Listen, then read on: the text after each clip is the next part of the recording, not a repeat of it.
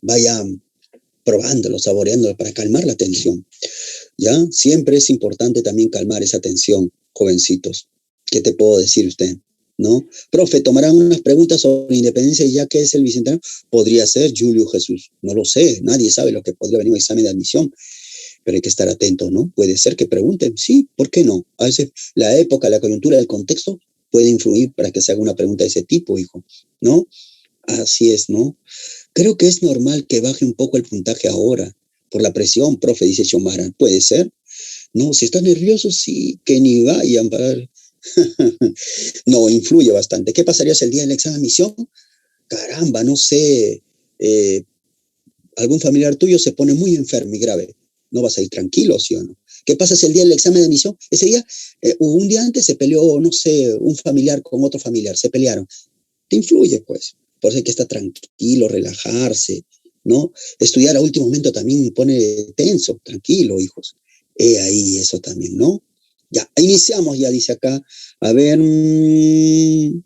ya, ahora sí vamos a empezar. Ya, chicos, ya no voy a responder el chat. Correcto, me están respondiendo. Tengo varios escritos acá.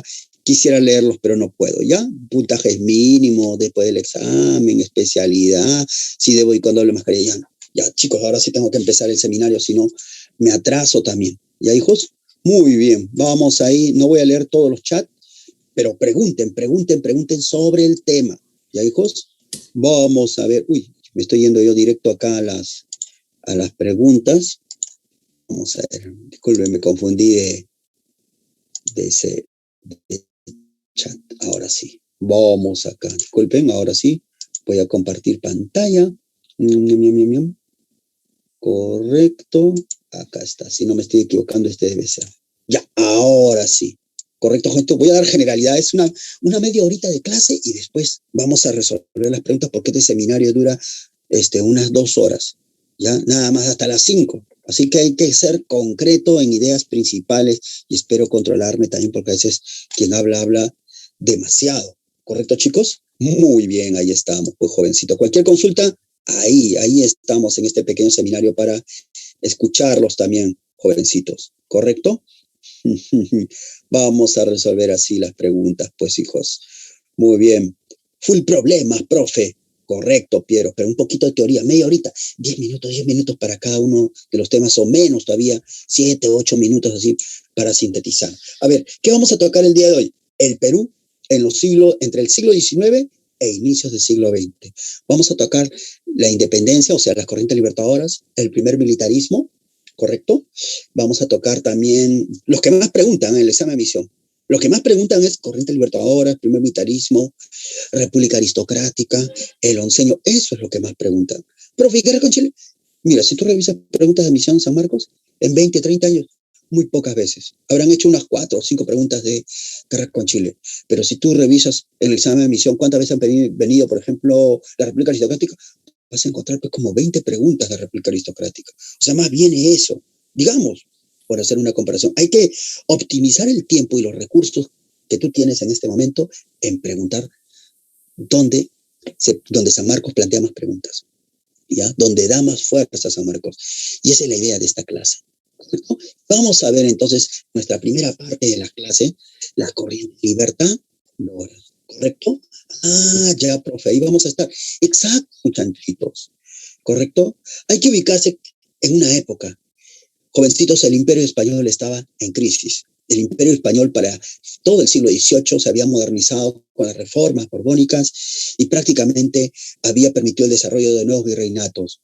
Nueva Granada, el Río de la Plata, nuevos puertos como el puerto de Caracas, como el puerto de Buenos Aires, como el puerto de Valparaíso se habían consolidado y el monopolio español en América prácticamente ya había desaparecido. El libre comercio que se había instalado puso fin al monopolio y el virreinato del Perú se había perjudicado. Era una época en la cual, jovencitos, el libre comercio se estaba imponiendo. ¿Por qué, profesor? Porque ya estábamos en la época de la primera revolución industrial. Inglaterra era la primera potencia del mundo. Inglaterra necesita abrir mercados.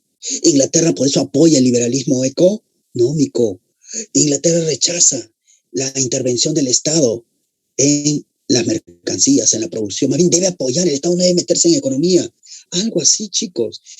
La élite inglesa, entonces, que es la primera potencia a nivel mundial en producción textil, necesita mercados, necesita romper el monopolio, como el caso de España, y lo logró con la implantación de la reforma borbónica. Inglaterra está creciendo. Así, profesor, así es, Inglaterra está creciendo. Pero ¿saben qué? Una potencia mundial nueva como Inglaterra tiene que ser frenada por la potencia que está cayendo. La potencia mundial en ese entonces era Francia, y Francia, para frenar a Inglaterra, tuvo que hacer la revolución. La revolución triunfó, pero la figura que va a expandir la revolución burguesa de Francia era Napoleón Bonaparte.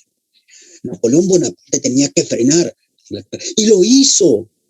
Inglaterra tuvo que luchar contra Napoleón también. 7 coaliciones antinapoleónicas. ¿Sabes? Napoleón logró ese objetivo por toda Europa. Y justamente la independencia de América se ubica en la época en que Napoleón estaba invadiendo España también. Y al invadir España va a perjudicar a América. Napoleón invadió España. Napoleón puso una constitución para España, una constitución burguesa, la constitución de Bayona, donde José I, su hermano, era rey de España. Pero los españoles rechazaron a este rey. Los españoles formaron su junta de gobierno. Los españoles, jovencitos, crearon su propia constitución. La Constitución Liberal de 1812. La PEPA le decían así. Así, profe. Exacto. Y lograron derrotar los españoles a Napoleón. Pero ¿qué pasó, profesor? Con el tiempo, el nuevo rey de España, Fernando VII, eliminó esta Constitución Liberal de 1812. Y es ahí donde los pueblos de América deciden, pues, jovencitos, prácticamente ya luchar por su independencia. Lo que pasa es que las burguesías europeas, las burguesías americanas, hispanoamericanas, se habían consolidado, y muchos de ellos influenciados por la Ilustración. Querían separarse de España. Buscan conectarse con Inglaterra, con su industria. ¿Te das cuenta? Aprovechando la crisis que está pasando España al ser invadida por Napoleón Bonaparte, ¿no? Entonces, es así, en ese contexto de lucha, las denominadas juntas de gobierno fueron combatidas desde Lima. Lima los combatió, el Perú los combatió. Hizo fracasar todas las juntas de gobierno de Caracas, Buenos Aires, La Paz, Santiago, Quito, Buenos Aires, hasta que al final esas corrientes tendrían que venir al Perú, porque el Perú era sede del poder español. Acá gobernaba el virrey Abascal, ¿sí o no? Y no era fácil. Abascal se irá, vendrá otro virrey, Pezuela. Y es por eso que después, aprovechando, vendrán las corrientes libertadoras. ¿De qué, profesor? Chicos, tú sabes, la corriente libertadora, ponemos acá, del sur, y también la corriente libertadora del norte. ¿Te das cuenta? Así, profe, así es, chicos. En presente, con San Martín y Bolívar. Y son ellos quienes van a lograr el proceso de lucha por la independencia. No va a ser fácil, no va a ser fácil, porque el Perú luchó contra ellos con fuerza. Acá en el Perú les van a ayudar a San Martín, a Bolívar, serán nuestros indios, serán los esclavos prófugos, los cimarrones, también los criollos. Todos ellos juntos, llaneros, rotos, montoneros, fajineros, lograrán la independencia, jovencitos. ¿Te das cuenta? España no lo podía aceptar, por eso incluso España le pidió a la Santa Alianza que se había formado en Europa que le ayude a recuperar sus cosas. Iban a llegar acá tropas de la Santa Alianza. Por eso es que Bolívar quiso unir Hispanoamérica y no fue fácil. De ahí también surge la famosa doctrina del presidente de Estados Unidos, John Monroe, que no intervenga Europa porque América es para los americanos. No sabemos si América Estados Unidos o América todos nosotros. En fin, depende cómo lo interpretes. De ahí justamente ello, muchachitos. Vamos a ver acá, manera de resumen, cómo son esos procesos de corrientes libertadores, profesor. Así es, chicos. Las corrientes libertadoras americanas que llegan al Perú, porque Perú es el último bastión, como dice esa famosa serie peruana, el último bastión de Carlos Adamsen. Acá llegó la corriente libertaria del sur y del norte, porque, ¿verdad? Éramos el último lugar de sede en poder de España, pues, jovencitos. Ah, ¿verdad, profe? Acá al Perú llegó San Martín. San Martín vino con un proyecto. Estoy sintetizando la idea, no voy a dar más detalle, estoy sintetizando. Esta clase que están viendo acá, chicos, no debe pasar de unos minutitos, 2, 3 minutos, así, cada punto, un minutito así. No voy a estar demorándome. Se supone que ya conocen. Es para que más o menos recuerden, pues, hijos. ¿Ya, hijos? Tengan presente eso. Sí, San Martín ayudó jovencitos también con un programa. Él es el líder de la Corriente Libertad del Sur. Así, profesor. Exacto. Vino desde Argentina, pasó la cordillera de los Andes, llegó a Chile. En Chile luchó contra los ejércitos del virreinato peruano, dirigidos por Mariano Osorio. Mariano Osorio era el yerno del virrey Pezuela. Él defendía jovencitos al Perú y España para seguir controlando Chile, pero San Martín lo derrotó en la batalla de Maipú. Se acabó. ¿Te das cuenta? Cuando perdimos Chile fue lo peor para Perú, porque nos bloquearon económicamente. Los chilenos contrataron a un pirata llamado Tomás Cochrane, y Cochrane robó desde 1818, 19, 20 las costas del Perú. Saqueó, bloqueó, mismo Pirañita, jovencitos. Cochrane bloqueó el puerto de Callao y tanto, Paita, Arica, fuerte. Es así que después, cuando Cochrane logra ese objetivo y acá hay crisis económica, inflación, falta de alimentos, Cochrane vuelve a Chile y le dice: San Martín, ya puedes ir al Perú. Y San Martín vino al Perú, desembarcando en la costa de Paracas, en Ica. Ah, ¿verdad, profesor? Exacto. Y ordenó San Martín a Antonio Álvarez de Arenales. ¿De qué, profesor? ¿De qué?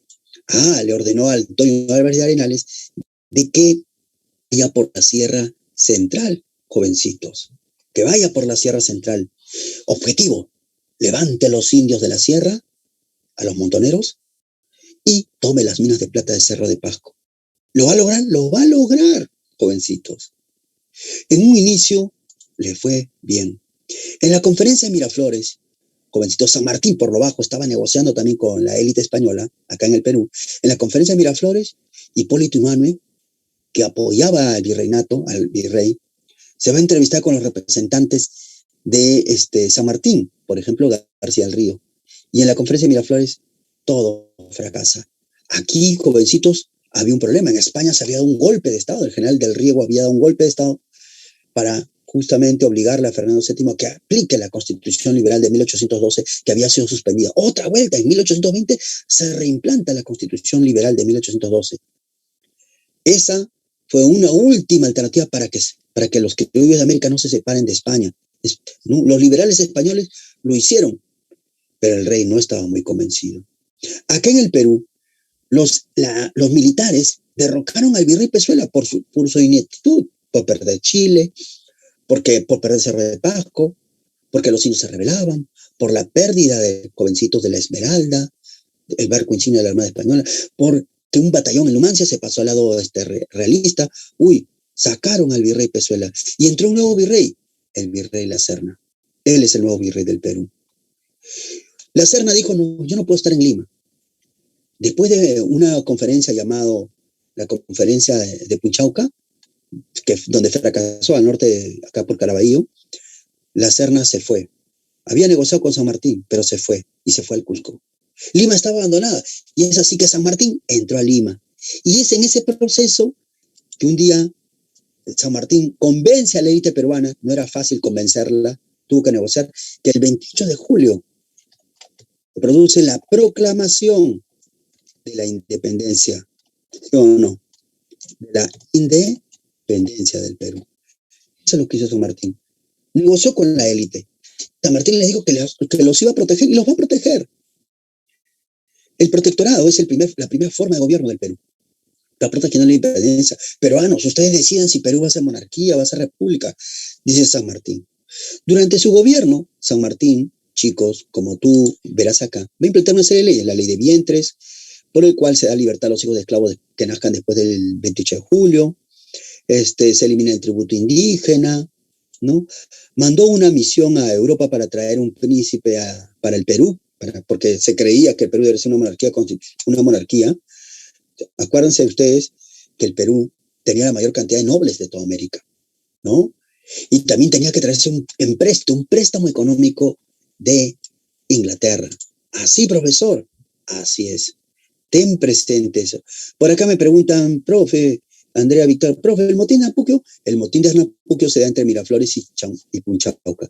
Andrea, no puedo dar todos los detalles. Acuérdate que esta es una clase de síntesis que debe durar 2-3 minutos. ¿Correcto, Andrea? pero es así. Sí, lo que preguntas es correcto. ¿Cuál fue la primera ciudad en donde se proclama la independencia? ¿De quién?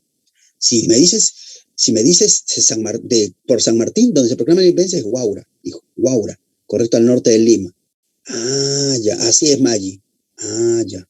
Ahora, si me preguntan, antes que San Martín, ¿hubo alguien que proclamó la independencia? Sí, Bernardino Torre Tagle en Trujillo y Chiclayo. Ahí, antes que San Martín.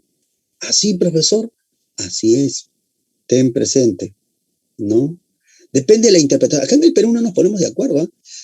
La élite peruana ha decidido que la proclamación en Lima, 28 de julio, pero antes que en Lima ya se había proclamado la independencia en otros lugares. Acá en el Perú no celebramos la declaración, celebramos la proclamación. Profe, ¿a qué le temía la élite? A la chusma, a los indios, a los negros, a San Martín, a todos los masones, al desorden. La élite siempre ha tenido miedo a eso. Exacto, a los montoneros, Maggi. Tengan presentes. Hoy continúo entonces. Entonces la misión García del Río no pudo traer el rey para el Perú. España se movilizó. Llegó un empréstito que después, lamentablemente, buena parte de eso se lo robó Cochrane, porque no le pagaban hace tiempo. Se creó la Orden del Sol para eliminar los títulos de nobleza de Castilla y crear los títulos de nobleza del Perú, porque el Perú iba a ser monarquía, pues, pero eso va a fracasar. Creó la Sociedad Patriótica, donde se debatía la forma de gobierno que tendría el Perú, si va a ser monarquía o va a ser república, pues jovencitos. No le va a ir bien a San Martín, todo le fue mal, todo le fue mal. La élite peruana lo traicionó, sus tropas no querían luchar porque no les pagaban, todo le iba mal a San Martín, y era fácil de manipular San Martín. San Martín era manipulable, chicos. Así, ¿verdad? Quien más gobernaba era Bernardo Monteagudo, su primer ministro. ¿Así, profesor? Sí, algo así. Parecía Pedro Castillo, no sé. Imagínense, muchachos.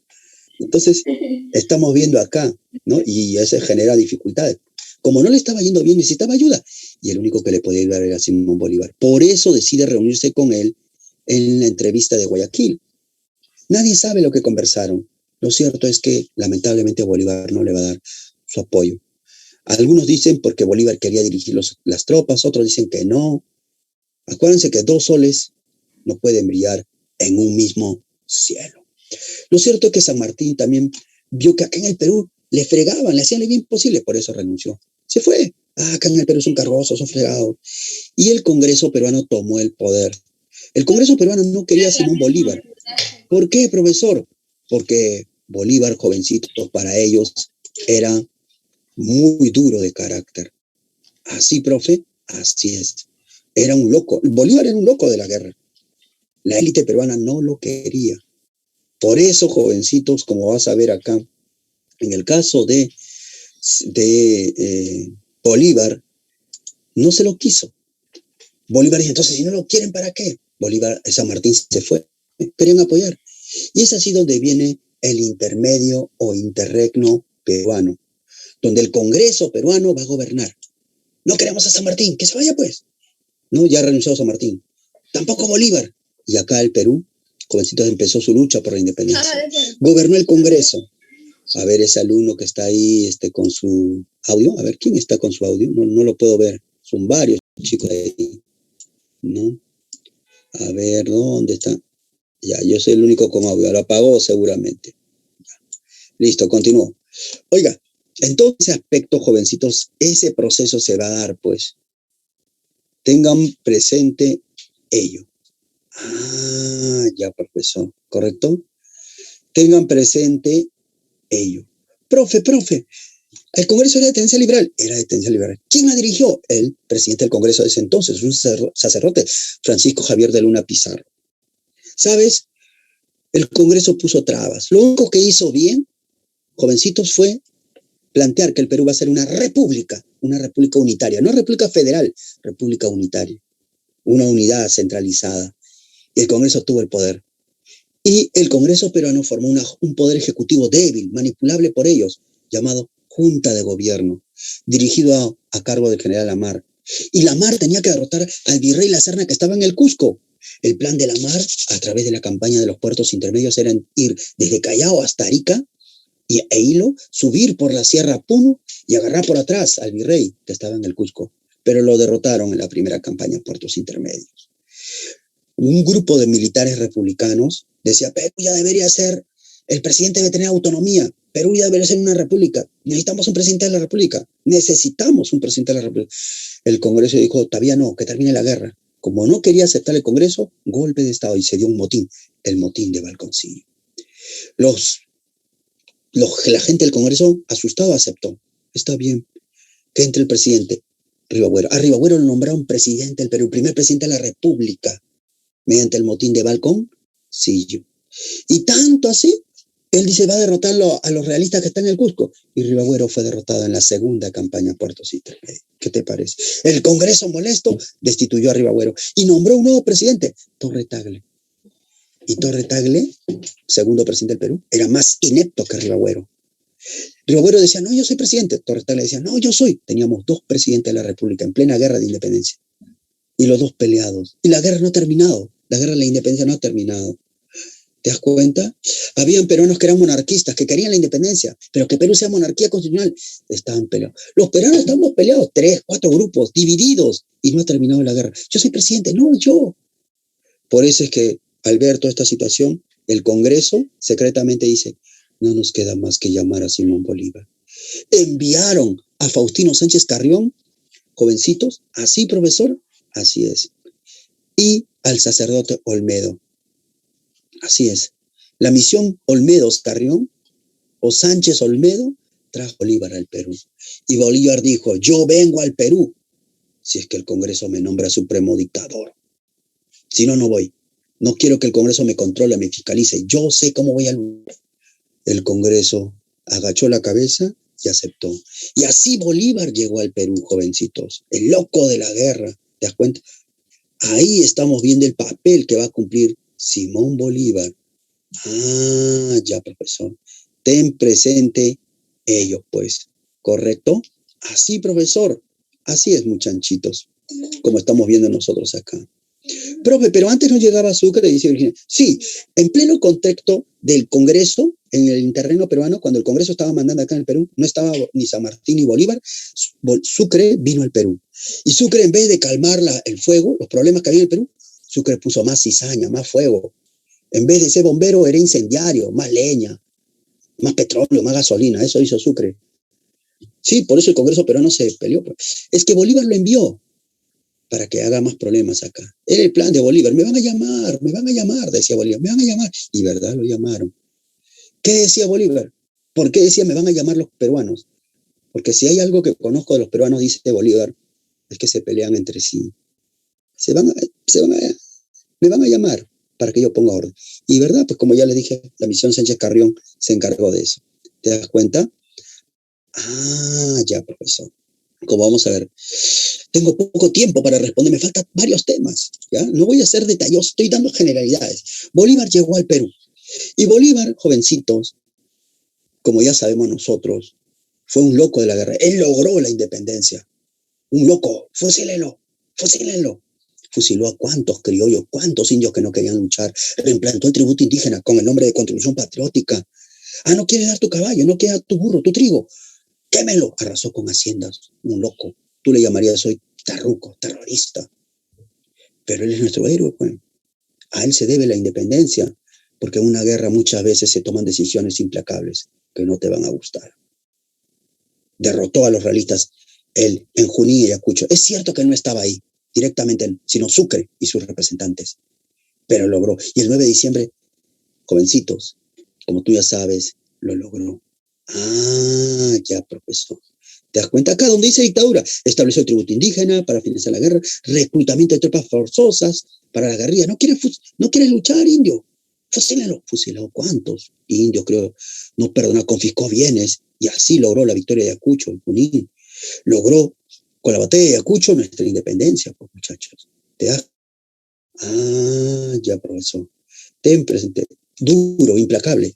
Con muchos ajos, muchas mieles. Ese era el vocabulario de Bolívar. Duro. Ah, ya, profesor. Acuérdense que Bolívar logró la independencia de Colombia en la batalla de Boyacá, de Venezuela, o sea, de Caracas en la batalla de Carabobo, de Ecuador, todavía no se llama Ecuador, sino Quito en la batalla de Pichincha. Con ellos, Bolívar formó, jovencitos, la Gran Colombia. Así, profesor. Ese es el plan. Logrado la independencia, Bolívar luego quiso unir los países que liberó, la Gran Colombia, Perú y también el Alto Perú, que ahora va a llamarse Bolivia.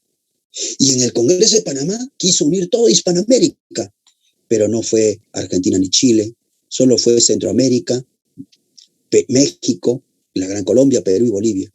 El plan era unir a todos. Mira, todo el plan era de la Gran Colombia y luego partir ahí, crecer, ¿no? Lamentablemente, solo pudieron unirse la Gran Colombia, Perú y el Alto Perú, los países que liberó Bolívar. México y Centroamérica no querían, porque Bolívar iba a dirigir y ellos no querían que Bolívar dirija. Bolívar con esos países creó la Federación de los Andes que vemos acá. Lamentablemente el sueño de Bolívar se acabó, porque los generales Páez, Santander y Flores se rebelaron en la Gran Colombia. Bolívar salió de Lima para combatirlos y acá el Congreso le hace golpe de Estado. El Congreso nombra a Lamar como presidente de la República. Y así entramos a nuestro primer militarismo. Ya, profe. Ten presente que así vamos a entrar a nuestro primer militarismo. ¿Correcto, muchachitos? Ten presente. Por ahí dice, profe, el primer presidente entonces fue Rivagüero. Sí, de la República. Paolo dice, ¿Bolívar era un tirano? Sí, Paolo, yo también coincido contigo. Pero, Paolo, te voy a decir algo. Para mí Bolívar no te quitó nada. Que Guayaquil, que Bolivia, son tonterías. Para una época de bastante fuerza, mira, si tú me dices, a ver, tú admiras a Andrés Avelino Cáceres. Cáceres era un loco de la guerra, tipo Simón Bolívar, pero es un grande. ¿Te das cuenta? Es que estamos en guerra, pues. Este sí era guerra, Paolo. Un loco. Y Bolívar hizo lo que tenía que hacer. Qué feo lo que yo les digo, pero si es una guerra, pues, Paolo. ¿Qué te puedo decir? Yo no odio a Bolívar. Hay otros que odian, porque ¿qué libros leerán de él, no? Y creerán. En su análisis tan simple, creen que es fácil tomar decisiones. He ahí, jovencitos, ¿no? Profe, una consultita. No, dice, profe, una consultita. Las preguntas de este seminario, ¿dónde está? No lo sé, hija, ustedes deben buscarlo ahí. Yo estoy dictando la clase. Esa parte no me encargo. Pero yo les voy a mostrar acá preguntas al final, ¿ya? Virginia dice, profe, cuando Bolívar se va, ¿queda a cargo de Santa Cruz o Lamar? Cuando Bolívar se va, le deja el poder al Congreso, Virginia. Y el Congreso es quien nombra a Lamar, ¿ya? Ten presente eso. Profe, ¿por qué separó Bolivia? Bolivia se separa del Perú. Es que no se sabía quién era Bolivia. Bolivia, en realidad, el Alto Perú pertenecía al Río de la Plata, no Perú. Fue Perú quien se lo apropió en la guerra de independencia. Le quitó a Buenos Aires el control, es mío. Ahora, Lima y Buenos Aires se disputaban. ¿De quién es el Alto Perú? ¿De quién? Bolívar dijo, ni para Lima ni para Buenos Aires. Un nuevo estado. Punto. Y me parece correcto. Yo no tengo ningún problema. Me parece correcto. Porque Bolívar tenía otros planes, pues también, más grandiosos. Era la unidad de Hispanoamérica. Ese era el principal objetivo. No si Perú se divide en 3 o 4, o Argentina se divide en 5, o México se divide en 3. La idea es la unidad. Pero así no lo entendían otros, pues. Ten presente ellos, jovencitos. Profe, ¿qué libro recomienda? Hay un montón de libros. Tengo por acá, pero no voy a sacar todos. ¿Ya? La independencia concedida, concebida o conseguida, de Carlos Contreras. Muy buena también, ¿ya? Y la independencia del Perú, ¿ya? Concedida, concebida o conseguida. Ese es uno de los mejores libros que yo les diría. Bueno, no voy a responder todo acá, nunca voy a terminar así, chicos. Estoy en un seminario de 2 horas, ahorita haciendo una síntesis. Empezamos, no voy a responder todas sus preguntas. Hay como 10 chicos que quieren que les responda, no puedo. Acuérdense. Empezamos ahora nuestro primer militarismo, jovencitos. Así, profesor, así es. Como vemos nosotros, jovencitos, el primer militarismo peruano, como vamos a ver acá,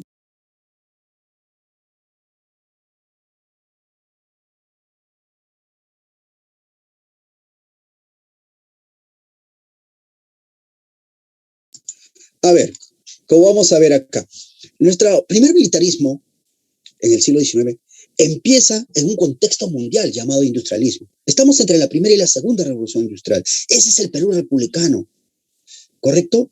Vamos a vivir, jovencitos, una época que Jorge Basadre llama el primer militarismo. ¿Y qué es el primer militarismo, jovencitos? Es la era de los caudillos, es la época de los caudillos militares. Todos tus presidentes del Perú son militares, desde 1827 hasta 1872, militares. ¿Ah? Lamar, Gamarra, Orbegoso, La Fuente de Iván Cotorrico, Meléndez Castillo, un montón. Hasta que en 1872 llegó el presidente Manuel Pardo, el primer presidente civil del Perú. Este primer militarismo se divide en dos momentos, la República Temprana y la prosperidad falaz. Así, profesor, así es. La República Temprana, como dice Jorge Basadre en inicio de la República, lean esos tomos de Jorge Basadre, es una época donde Perú no está bien económicamente. Va del 27 al 45. El Perú estaba destruido por la guerra de independencia, ¿no? La minería de plata inundada, destruida, todas las minas, ¿no?, de plata. El comercio también, la agricultura con sus haciendas destruidas, la producción artesanal orajera, todo destruido. ¿De dónde venía mayormente nuestro ingreso? Del tributo indígena. Más del 60% era tributo indígena. Las aduanas representan el 20% de los ingresos del Perú. Y ahora sí, Perú dependerá de Inglaterra. Los ingleses van a dominar nuestra economía. Ya no dependemos de España, sino que cambiamos de dependencia. Esa era la situación de Perú. Y no estábamos bien, estábamos en crisis. Así, profe. A nivel social, continúa el feudalismo peruano. Continúa la explotación del indio a través de yanaconaje. Acá en el Perú, a la servidumbre le llamamos yanaconaje. Cuando tú escuchas yanaconaje, estás hablando de la servidumbre del indio, que trabaja en la agricultura. Gratis, no le pagan nada, no hay salario. En la sierra se ha dado eso, gratis. ¿Te das cuenta? Y hay esclavitud en la costa, la esclavitud del poblador afroperuano. Eso no. ¿Dónde está la independencia? Ellos. A nivel político, ¿qué vamos a encontrar? El clientelismo militar, el caudillismo, el non plus ultra. Si tú eras presidente del Perú, tenías que haber estado en la batalla de Ayacucho. Si no estuviste en la batalla de Ayacucho, te derrocaban. Ah, no, ¿por qué tiene que ser presidente él? Él no estuvo en la batalla de Ayacucho. Yo soy de la promo 1824. Golpe de Estado. Y muchos amigotes se ayudaban, mucho clientelismo político, familiares. Cuando tú tienes familiares en el poder político se llama nepotismo, ¿ya? Patrimonialismo, patrimonialismo significa cuando ya uno es gobierno, tú crees que el Perú es tu chacra. Los míos hacemos lo que yo pongo a mi amigo, del partido, ¿no? Repartes como si nada, hasta ahí, a personas ineficientes. Porque es mi conocido, pues. Yo estudié con él en la universidad, yo lo conozco de niñito, eso se llama patrimonialismo, ¿no? O sea, el Estado es tu botín, es tu patrimonio, y pones a quien quieras ahí. Y eso no está bien, pues, jovencitos.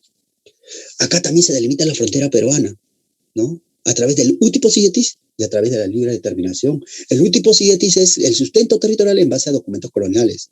La libre determinación es una consulta popular. ¿Quiere pertenecer al país de origen o quiere pasarse a otro? ¿Correcto?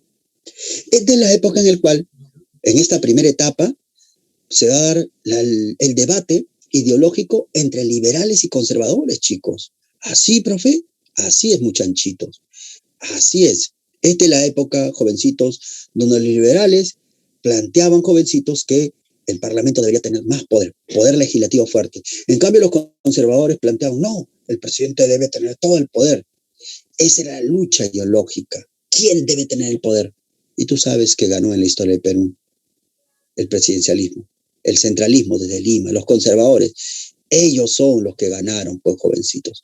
Álvaro Ramiro me pregunta, profe, ¿los yanaconas son esclavos de la sierra? No, no son esclavos, son siervos. No es igual un esclavo que un siervo. Un esclavo es objeto de propiedad privada y no es nada. No es dueño ni de su vida. En cambio, el indio no es esclavo. El indio es un hombre libre, pero se le consideraba menor de edad, que estaba aprendiendo. ¿Correcto? Profe, el pongaje es igual que el yanaconaje. La diferencia es que el yanacona está en la agricultura y el pongo es el sirviente, el criado de la casa, hacienda, el que limpia, el que barre, el que atiende, abre la puerta. Ese es el pongo, Betty. ¿Ya? Ten presente ello, pues. Continuando. Oiga, como vamos a ver acá, esta fue la primera etapa del Perú. Ahí está el presidente Lamar, el presidente Gamarra, el presidente Orbegoso, el presidente Salaverry, Santa Cruz y la Confederación Peruana Boliviana, lamentablemente fracasó. Era el proyecto de los puertos libres. Santa Cruz era el protector de la Confederación Peruana Boliviana. Protector, ese era el título, no presidente, protector. Hacía las guerras, ese era Santa Cruz. Fue derrotado en Yungay. Los chilenos ayudaron para esa derrota. Y entró Gamarra por segunda vez. Y Gamarra murió invadiendo Bolivia. Vino una anarquía después de la muerte de Gamarra, hasta que Ramón Castilla tomó el poder. Y con Castilla empieza la era del guano, o la prosperidad falaz. Como dice Jorge Basadre Groman, jovencitos, esa es la era del guano. ¿Así, profesor? Exacto. Basadre le llama prosperidad falaz porque falaz significa prosperidad falsa. La prosperidad engañosa, mentirosa, tramposa. No es una prosperidad verdadera, jovencitos. ¿Así, profe? Exacto. De ahí el nombre falaz. 30 años aproximadamente. ¡Wow! Perú tenía plata, muchachos. ¿De dónde procedía toda esta riqueza? Del guano. El guano es un excremento. Así, muy rico. Muy rico en el sentido de que tiene bastante nitrógeno, que ayuda a la plantita a crecer. ¿Correcto? Rico para ti no puede ser diferente. ¿Correcto? Así, profesor, te ayuda a tu crecimiento. Ah, profe, crecimiento económico. Exacto. Ten presente, ¿no? Es un fertilizante natural, Ángel Santiago. ¿Y por qué, profesor? Porque el guano peruano tenía más nitrógeno. Es que en la costa peruana no llueve. En todo el planeta Tierra llueve, menos acá. En esta costa peruana hasta Chile no llueve. Desde Piura al sur no llueve. Y sabes, en todos los islotes durante miles de años se ha acumulado excremento, sin perder, como no llueve, sin perder el nitrógeno interno. ¿Te das cuenta? Acá solo hay humedad, garúa, pero no llueve. Horas no llueve, garúa nomás. Y esto ha hecho que se conserve el nitrógeno. Hay un montón de islas, pero la mejor isla que concentra más es Chincha. Sí, de repente la isla Ferrol, las islas Lobo de Afuera, la isla San Lorenzo tiene 60, 50% de nitrógeno, pero la isla de Chincha tiene hasta 90% de nitrógeno. ¿Y saben qué? Mientras más nitrógeno tenga el fertilizante, el guano, puedes tener 3 cosechas, hasta 4 cosechas. Por eso el guano peruano era cotizado, el de Chincha era cotizado en Londres. Nos hicimos ricos, como el tío Pato te estabas bañando en excremento, pues muchachos. El guano representó más del 70% de los ingresos del Perú en esa época. Es como hoy, para Arabia Saudita, vivir del petróleo, lo máximo, ¿sí o no? Para el Perú, vivir del guano, lo máximo. Lamentablemente, por más que exportamos guano a las primeras potencias como Inglaterra, Francia, especialmente Inglaterra, hubo mucha corrupción. Corrupción en la construcción de ferrocarriles, corrupción en el pago de la libertad de los esclavos, corrupción en el pago de la deuda interna, corrupción en todo. ¿Cuánto corrupción y despilfarro, jovencitos? Qué pena, ¿no? Cuando hay plata, roban. Cuando no hay plata, también roban. Así es, muchachos. Ten presente una oportunidad perdida. Profe, ¿qué modalidades de pago, de venta hubieron? Acá ves, el arrendamiento o alquiler, se llama eso, alquilando la isla de Chincha, el contrato Quirós. El sistema de intermediarios, también llamado consignatario. La palabra consignatario viene del francés consignatar, que significa intermediario. Fueron 2 momentos, uno con extranjeros y otro con nacionales. El consignatario lo único que tenía que hacer era buscarle préstamos al Perú. Algún banco, algún capitalista extranjero debería prestarle dinero al Perú. Si tú, jovencito, logras que alguien me preste dinero a mí, tú te conviertes en el intermediario para vender el guano peruano. Tú no vas a poner ni una plata a mí, no me vas a dar nada de plata. Tú solo busca al capitalista. Si lo logras, te conviertes en el intermediario. Y lo logró Anthony Gibbs. Él fue el que empezó esto. Un banco nos prestó. Luego, Gibbs, otro banco, pues, otro préstamo, ya. Y Gibbs se movía. 2, 3, 4, sí. Gibbs, Aller, Schultz, Saracondegui, un montón de intermediarios entraron. Pero Gibbs empezó todo eso. Luego, como todos eran extranjeros, dijeron, no, tienen que ser nacionales. Y nacieron los consignatarios nacionales, o también llamado la ley de los hijos del país. Por la ley de los hijos del país, a ellos se les entregó el control de guano. Se hicieron ricos. Lamentablemente solo invirtieron ¿en qué? En haciendas y en bancos. ¿Te das cuenta? Como estos señores también se hicieron muy ricos y le prestaban de a poquito y sobreendeudaban al Perú, un grupo de políticos decidió terminar con ellos. Y al final le entregaron el dinero, el guano, a una sola empresa, la casa Dreyfus, una casa francesa que pagó todo por adelantado. ¿Y qué importa? Vende a cualquier país, le damos el monopolio. Lloraron los consignatarios nacionales, los hijos del país. Igual se hizo los ferrocarriles, igual se hizo. Profe, a nivel social, en la época donde llegan los chinos culíes. Así, profesor, Los chinos trabajaron en agricultura, más del 60% de ellos en la agricultura, en azúcar, en las haciendas azucareras. El 30%, ¿en qué, profesor? En extraer guano. Y el 10% en la construcción de ferrocarriles. Al chino lo trataron como esclavo. Era un semiesclavo, se alquilaba por 6 años y lo trataban peor como esclavo negro. Ahí está, los chinos. Llegaron también europeos a las costas, a la selva, disculpe. Europeos, alemanes, ahí en Pozú, Sousapampa, La Merced, ¿no? Y con ese dinero del guano, nuestros consignatarios nacionales debieron crear una élite, lamentablemente una élite industrial, burguesa, lamentablemente fue muy débil. Más bien tuvimos una élite rentista que vivía de préstamos, y era un grupito, ni siquiera eran varios grupitos. Cuando es un pequeño grupo se le llama oligarquía, una oligarquía del guano. Entre comillas, burguesía. ¿Qué hacer? Y ellos no sacaron adelante el Perú, más bien aprovecharon las ventajas económicas que había para enriquecerse solo ellos. Esa es una pena. ¿Y qué es lo que caracterizó políticamente a esta época? La corrupción. ¿Cómo Echenique robó? 10 años lo investigaron y salió libre de polvo y paja. No fue llevado a prisión. ¿Te das cuenta?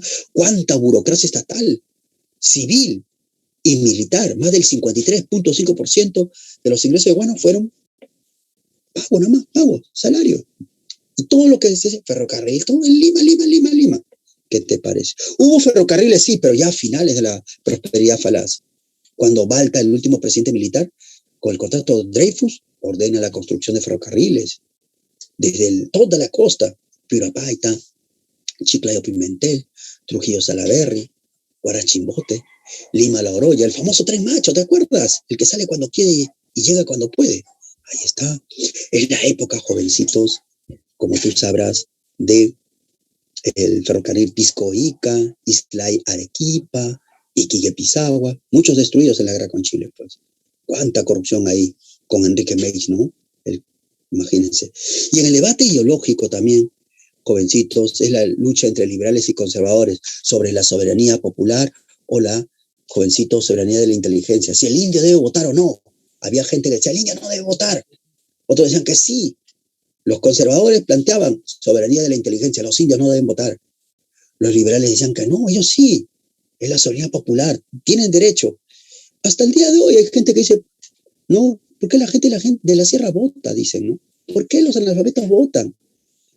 Hay gente así, imagínense, pensando solo para un grupito de peruanos. Esa era la situación. Qué pena, el Perú se fue a la bancarrota. Y así en bancarrota para 1872, no, con el tiempo, un nuevo producto pudo salvar al Perú, el salitre, pero el salitre, jovencitos, quiso quedárselo el Partido Civil. Y el Partido Civil nacionalizó el salitre, que se va en Tarapacá. Chocamos con Inglaterra. Inglaterra usó a Chile. La élite inglesa, claro. Y así llegará la guerra con Chile, donde nos aplastaron, muchachos, y perdimos el salitre. Qué terrible. El Perú fue destruido, nunca había tenido una guerra así, pero el Perú se va a reconstruir. Vendrá un segundo militarismo y la reconstrucción nacional. Perú se reconstruyó con dinero inglés, con el contrato Grace. Y los ingleses invirtieron acá en el Perú. Claro, porque el Perú les dio los puertos, selva amazónica, caucho, isla de guano, ferrocarriles, especialmente ferrocarriles.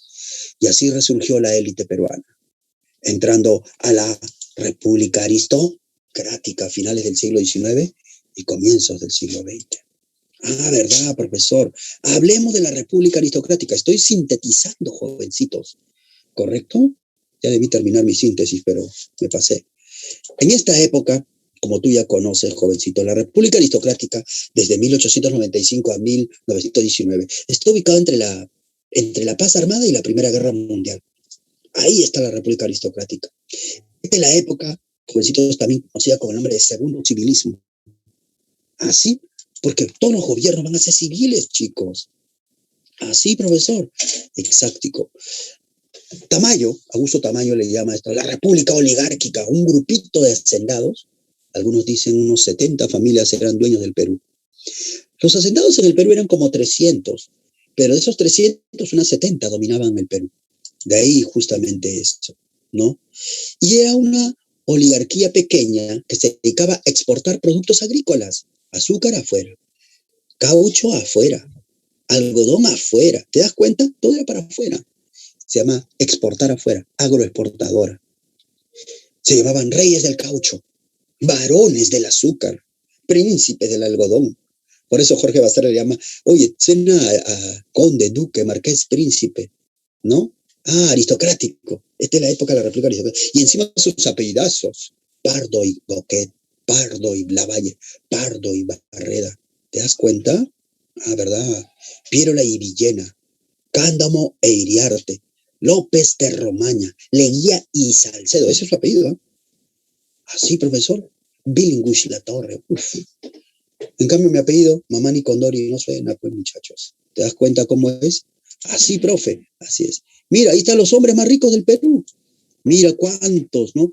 Los Fernandines, los Belauchaga, ¿no? Los de la Piedra, los Aspilla, los Larcos, los Rosenroll, los Hildenmeister, los Cándamo, los Leguía, los López de Romaña.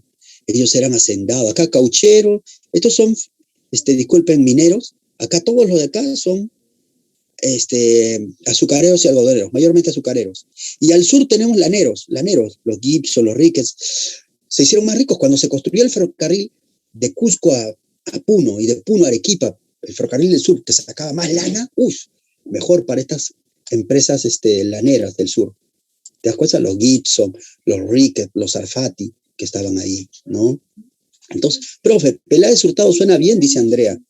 Ah, sí. No suena tan mala, los Peláez Hurtado, ¿no? Apellido hispano, imagínate, pues, ¿no?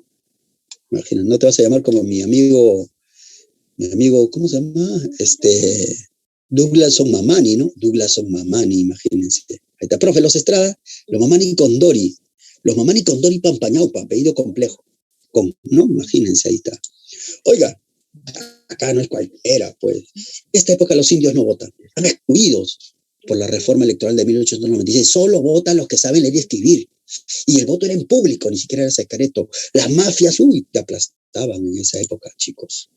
¿Qué exportábamos? Azúcar, algodón.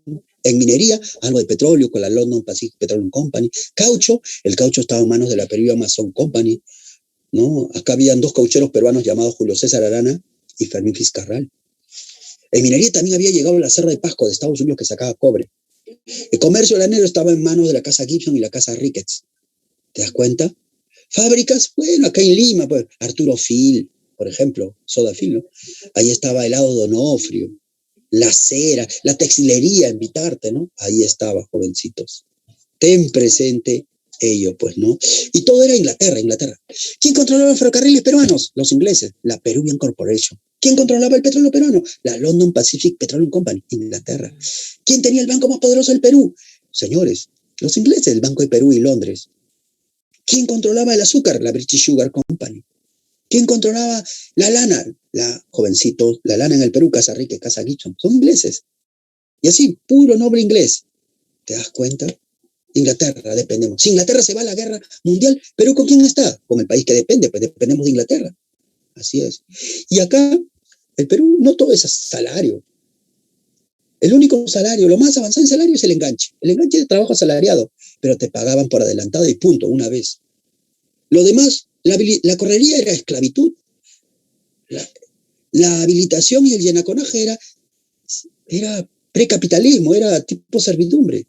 El enganche te pagan con monedas adelantado. La correría, cacería de indios selváticos para obligarlos a buscar caucho. La habilitación es pagarte con un producto. Si vas a la selva, te pagan con caucho. Yo quiero salario, quiero pago con caucho. Y el anaconaje, la servidumbre del indio. Ese feudalismo. ¿Dónde está el Perú moderno? Afuera, en Londres, en Nueva York, en París, ¿qué decían? Qué rico azúcar peruano, buen caucho de calidad del Perú, oye, bueno su petróleo del Perú. Pero, ¿cómo? Explotando a los trabajadores mediante estas formas de trabajo precapitalistas. ¿Se dan cuenta, chicos? Por eso en esta época la gente va a salir a marchar, a luchar. Esta es la época del movimiento obrero peruano. Es la época de la reforma universitaria que influenció desde Córdoba, Argentina, y llegó al Perú en 1919. Los obreros lucharon por las 8 horas de trabajo.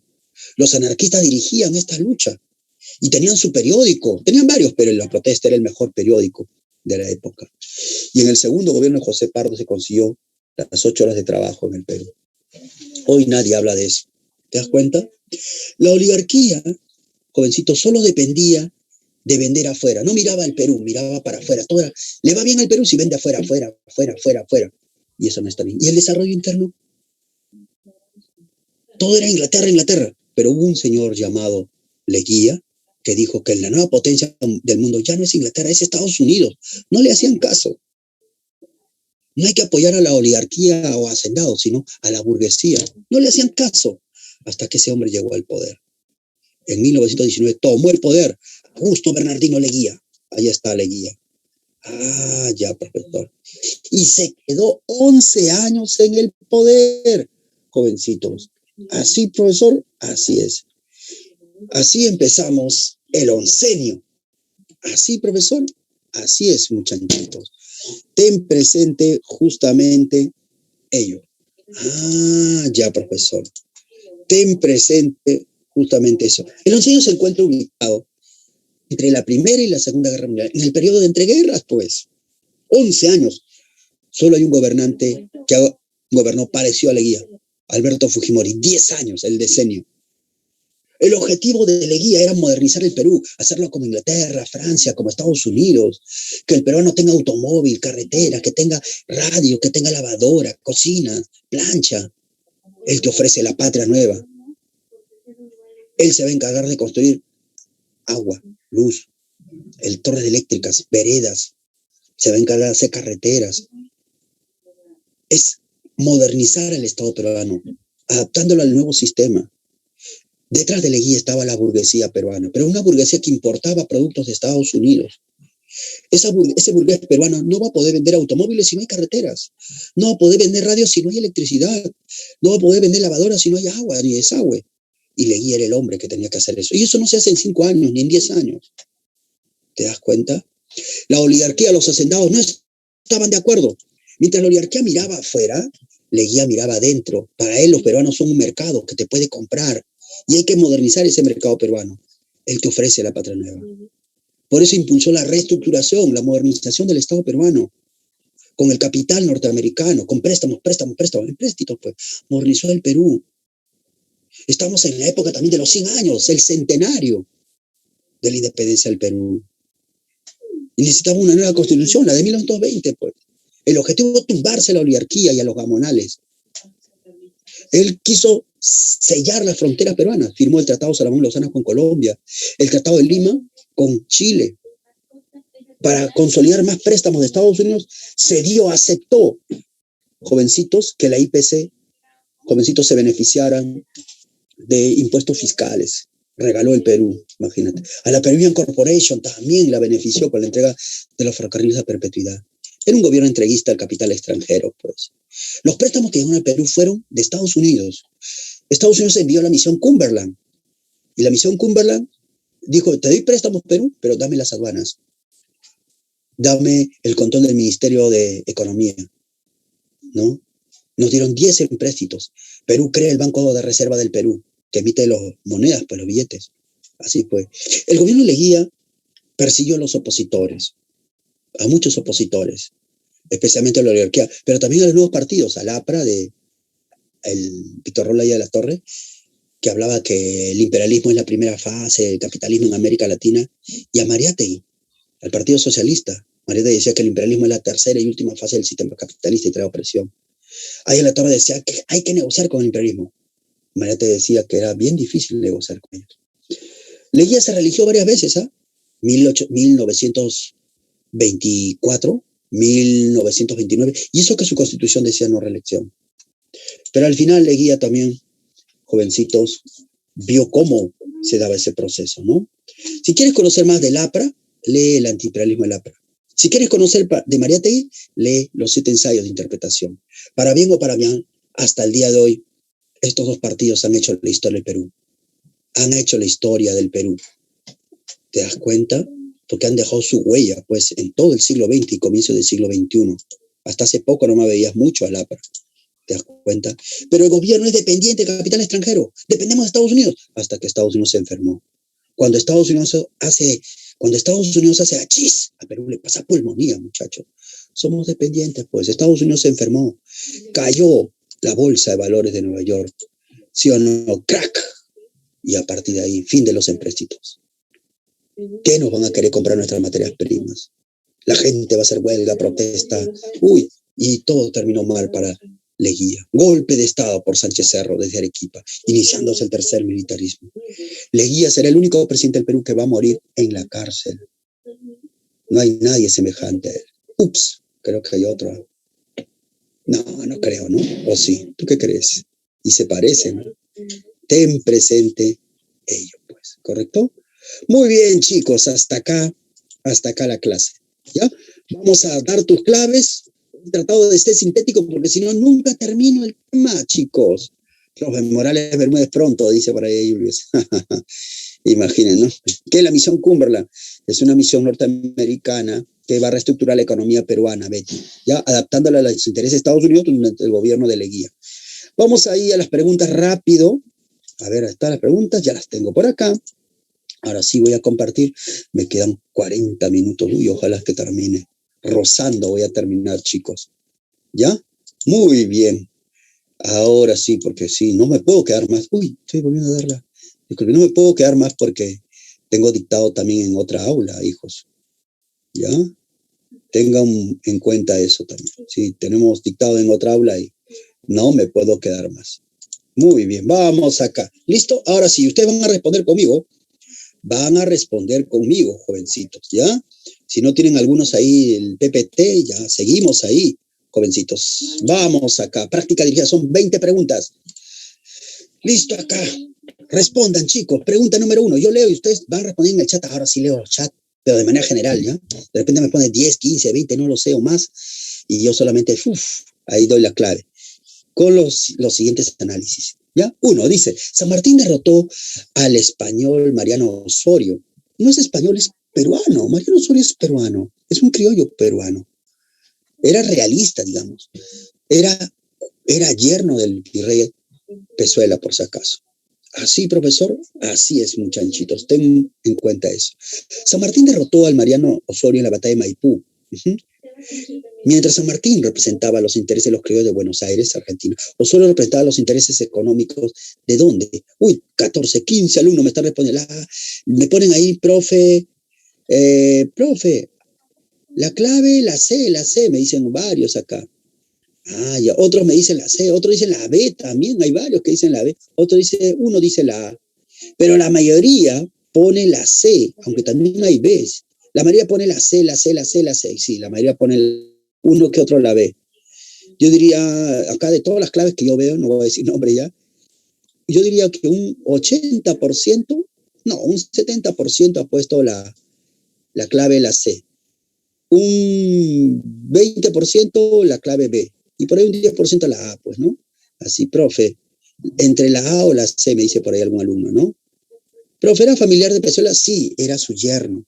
Mariano Osorio es un peruano, es un criollo, ¿ya? Simpatizó con los realistas y él murió, jovencitos, cuando viajaba de Lima a Panamá, de Panamá a La Habana, y en La Habana muere. Uy, se quedó viuda la hija del virrey Pezuela, imagínense. Entonces, ver ahí. ¿Quién ha hecho el seguimiento de esta historia? Pues, muchachos, ¿ya? Lean ahí Timothy Ana, los últimos días del gobierno español en el Perú. La clave, ya tenemos la clave. Señores, la C. Él representaba a los comerciantes de Lima. ¿Correcto, jovencitos? Ah, ya, profesor. La C. Como la mayoría, el 70% de los alumnos me respondió así. ¡Wow! ¿Cuántos chicos ahí respondiendo? Listo, ya le tomaste pantallazo. Vamos entonces a la siguiente. Y hablé algo de este tema en nuestra clase. 2. Dice acá. La conferencia de Miraflores, los representantes de Virrey Pezuela planean cumplir con lo establecido por la Constitución de Cádiz, proponiendo mantener el dominio político español en Perú En Miraflores, el representante de Virrey Pezuela era Hipólito Unanue, el conde de la Vega Ren, el conde de San Isidro. Eran varios representantes, pero a la cabeza de Hipólito Unanue. Por San Martín estaba Tomás Guido, estaba García del Río, Diego Parisien, ellos estaban ahí por San Martín. No llegaron a nada. Pero a la gente de San Martín le tomó por sorpresa, jovencitos, que se ha reimplantado la Constitución Liberal de Cádiz, la de 1812. que decía que España es una monarquía constitucional, que todos somos iguales, indios, criollos, todos. ¿Ah? ¿Te das cuenta? ¿Cuál sería tu clave? Ahí me han puesto 6 alumnos, me han respondido 7 ya, 8 ya, la A, todos dicen la A, no hay ninguno que diga otra clave, la A, ajá, libertad de economía y política. Exacto, coincido con ustedes. Hoy Tania Erika dice la intención de retornar a la situación política anterior antes de la guerra. No, antes de la guerra napoleónica sería absolutismo. No, pues, la A. Coincido con los chicos acá. Facilito, la A, aguadito. Uy, acá salió mal. ¿Correcto? Muy bien, chicos, ahí. Estamos en lo correcto, chicos. La mayoría, yo diría un 99% ha respondido. No, un 98% ha respondido en la A. Bueno, profe, ¿y la C? La C dice, las libertades para los criollos, pero no para los indígenas. No, aunque no lo crean, la Constitución de 1812 también daba libertad al indio. El indio era igual que el español. Era muy avanzada esa Constitución para la época, aunque no les gustaba a algunos, pero así se planteó, jovencillos. Profe, pero en la Constitución de Cádiz también decía igualdad para indígenas. Sí, pues, sí, Virginia Raquel. Así es, libertad para los indígenas, es igual. Ahí está. Vamos a la 3. Dice, San Martín estableció libre comercio durante el gobierno conocido como el protectorado, con el cual benefició. Oye, San Martín, ¿con quién se vinculó? A ver, ¿para quién trabajaba? Acá algunos se van a confundir, pero yo ya tengo mi clave ya. Y hay chicos que ya fácil se la saben. Profe, la A y la D también, la C también, profesor, dice acá. La mayoría pone la A, uno que otro la D. Yo diría un 50% han puesto la A, un 40% han puesto la D y un 10% han puesto una que otra clave diferente. Entonces, la mayoría está por la A, ¿no? Y a ver si, sigo viendo más. 14, 16, la A. Casi todos han puesto la A. Si he visto incrementar la A, yo diría ahora un 30% están solo con la D, un 60, 70, ¿no? Están con la A. La mayoría ya ha ido por la A y sigue incrementándose la cantidad de claves acá. La 3, la A, dicen acá. Coincido. Oye, ¿sabes quién se apropió del mercado hispanoamericano? ¿Quién? Inglaterra. United Kingdom, exacto, la A. Aguadito, jovencito. Muy bien, ahí está. No, los comerciantes ingleses otorgaron un empréstito de 1.200.000 libras esterlinas al protector de San Martín. Dichos beneficios eran para eliminar el monopolio comercial español mediante la ley de libre comercio. ¿Te das cuenta? ¿Correcto? Muy bien. Vamos a la siguiente, a la 4, entonces. Ya tú sabes cómo es. Vamos acá. Profe, ¿quiénes son los bonaerenses? Bonaerenses son la gente que procede del puerto de Buenos Aires. Bonaerense.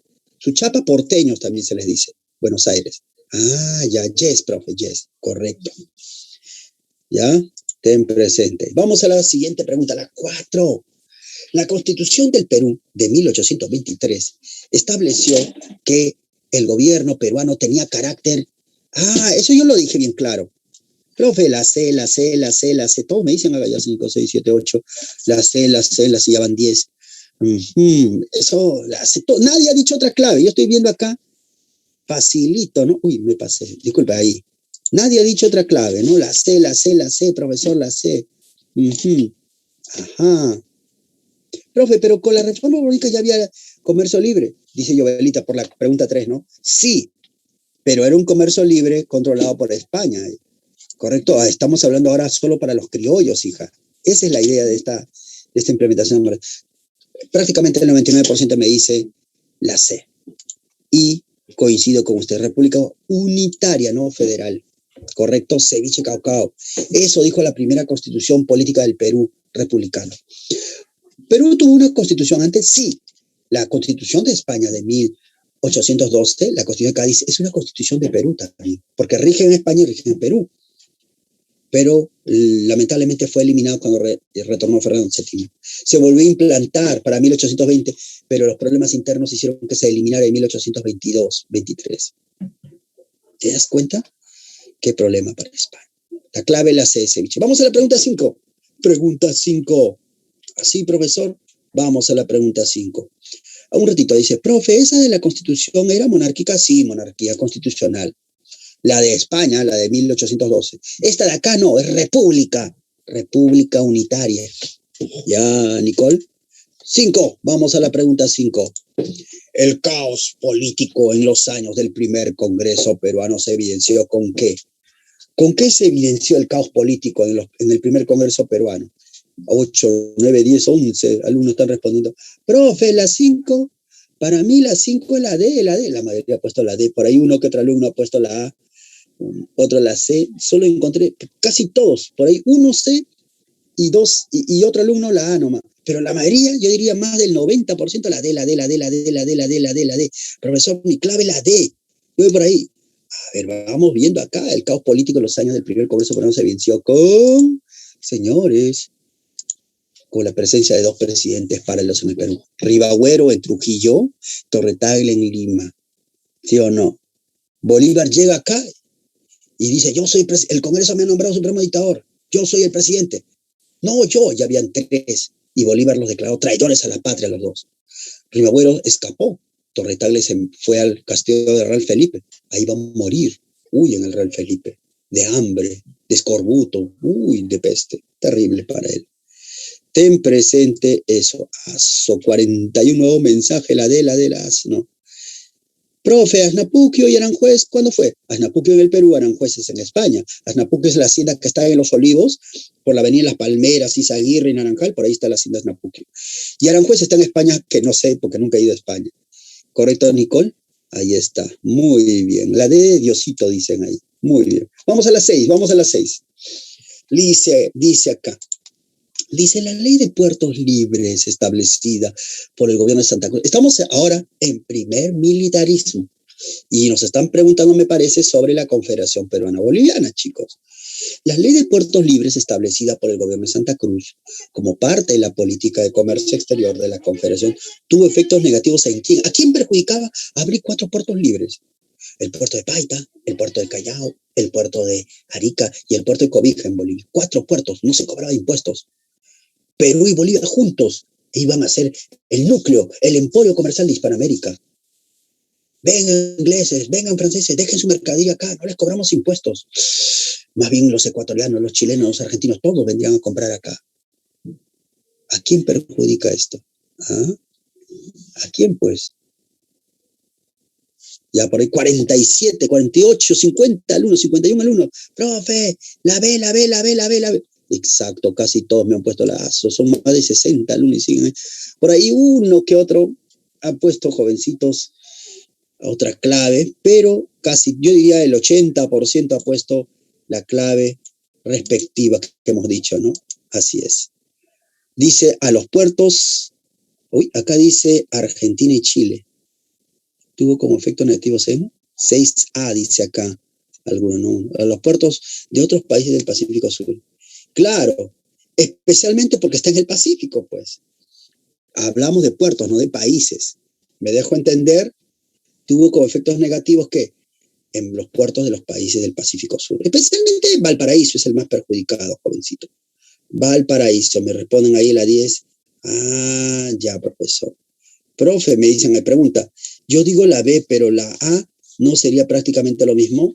Sí, pero Argentina no está en el Pacífico. ¿Correcto, Julius, que me hace esta pregunta? Ah, ya, profe. Cierto. Pero también pudo ser Chile y Argentina. Sí, Xiomara. Pero te está preguntando del Pacífico. ¿Correcto? Tú como efecto negativo. Yo también pondría Argentina y Chile, pero le cambiaría eso de los puertos libres. Yo diría el proyecto de la Confederación como Estado general. Ahí sí perjudica a Argentina y Chile. Cuando hablamos de política económica, estamos hablando de los puertos libres, pues. ¿Pero Argentina también afectó? Sí. Pero, jovencitos, estamos en función de esta pregunta. ¿Ya? Muy bien. Ahí está, la ley de puertos libres, pues. Paita, Callao, Arica y Cobija, pues. Por eso es que Diego Portales, el comerciante más rico de Chile, no lo podía aceptar. Por eso tenían que hacerle la guerra a la Confederación. ¿Te das cuenta? La de Aguadito. Muy bien, continuamos. Vamos a la pregunta 7. Muchachitos. Dice, dentro de la Confederación Peruano-Boliviana, ¿cuál fue la autoridad encargada de la diplomacia con otros países, comercio exterior y asuntos militares de defensa? A ver, yo ya tengo la clave, ¿sí o no?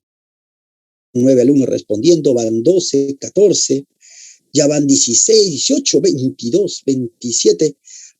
Tantos alumnos me responden acá. Ya, vamos a ver, ya van 30 alumnos que han respondido su clave. Como son más de 100 ustedes, todos responden, ¿no? Vamos a abrir más de 30 y tantos, a ver. La D, todos me han puesto la D, ¿no? Wow, profesor, sí, la D, profe, ya como 40 alumnos. A ver, ¿qué nos dicen acá? Señores, la clave es protector, profesor, dicen acá. El protector, muy bien. Exacto, jovencitos. La organización política de la Confederación Peruana Boliviana incluía un poder ejecutivo por cada uno de 3 estados integrantes, los mismos que estarían bajo la autoridad de un protector, quien estuvo encargado de los asuntos internacionales, relaciones diplomáticas y comerciales con otras naciones, y también la defensa, ¿no? Ese es el protector, la de desayuno. Hablamos de eso también en nuestro resumen. Desayuno. Vamos, la siguiente. Pregunta 8 como bizcocho. ¿Correcto, muchachitos? Sí, profesor, vamos a la pregunta 8. Profe, ¿y la B? Me dice Nicole. A ver, el Parlamento. No, el Parlamento no tenía fuerza. ¿Ya? Es más, Nicole, te voy a decir, planteando, eran 3 estados. Cada estado tenía su parlamento. El estado no peruano, sur peruano y el Asamblea, le dice, y Bolivia. ¿Ya? El Congreso de Tacna solamente nombró a Santa Cruz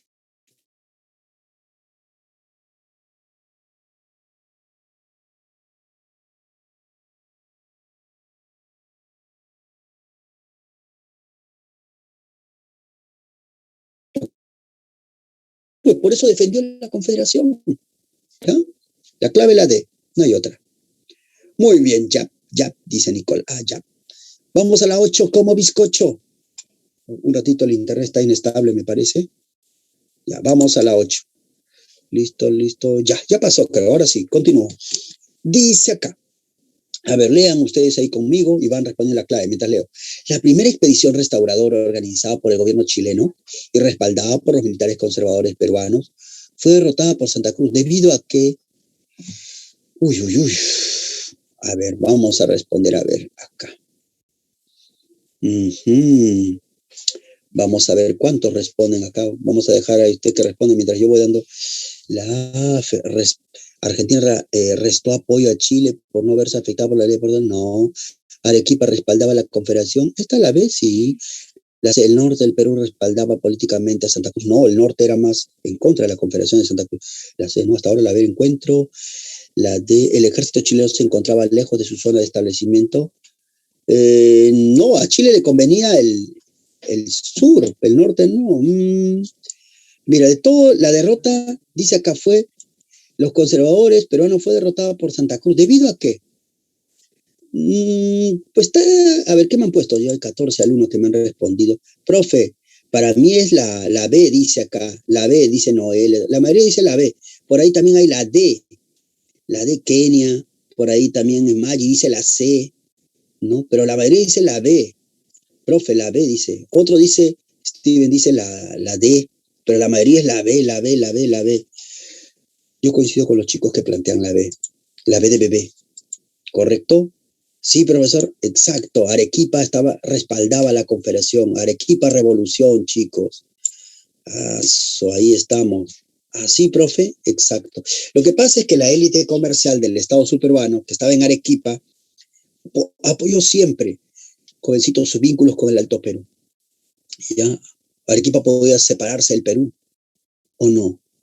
Y como el sur apoyaba mucho a la Confederación, cuando los chilenos fueron ahí, tuvieron todo el apoyo de la población de la élite. En cambio, cuando Santa Cruz fue al norte, no tenía el apoyo del norte.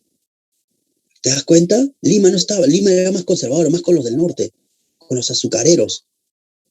Por eso Santa Cruz fue derrotado en Yungay, ahí en el norte. Ten presente eso, pues, jovencitos. ¿Ya? Ya.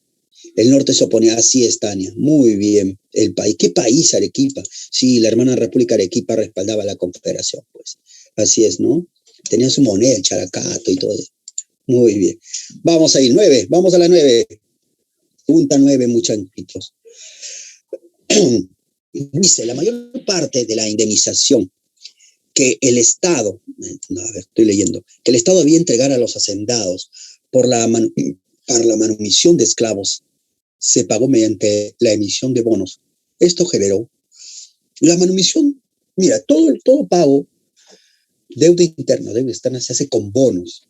El Estado peruano saca un documento por el cual, ¿cuántos esclavos tienes? Tengo 10. Ah, te debo por 10 esclavos tanto, 340 pesos, así, ¿no? Cada uno, ¿no? Y así van sumando y te doy un bono. Este bono se paga de aquí a 1 año o 2 años. Si no te pagamos, sube su tasa, su interés. ¿Me dejo entender? Esa era la característica. Como el Estado se demoraba mucho, muchas veces, entonces los que eran dueños de esos bonos, ¿qué hacían? ¿Qué es lo que hacían? Vendían su bono. Oye, este bono vale 10,000 pesos. Te lo vendo a 3,000. Ya, ya, ya. Tú te cobras después la diferencia, los 7,000. Págame 3,000 ya. Y así, pues, jovencitos, muchos bonos cayeron en manos de otras personas, sean nacionales y hasta extranjeros. ¿Eh? Imagínense. Ay, ay, ay, jovencitos. ¿Qué pasó, profesor? ¿Qué me pondrías tú por clave acá? Hay como 40 alumnos que me están respondiendo. 9 la C, la C, la C, la C, profesor, dice acá su chico. Uy, ya hay como 45 alumnos que me están respondiendo la C, la C.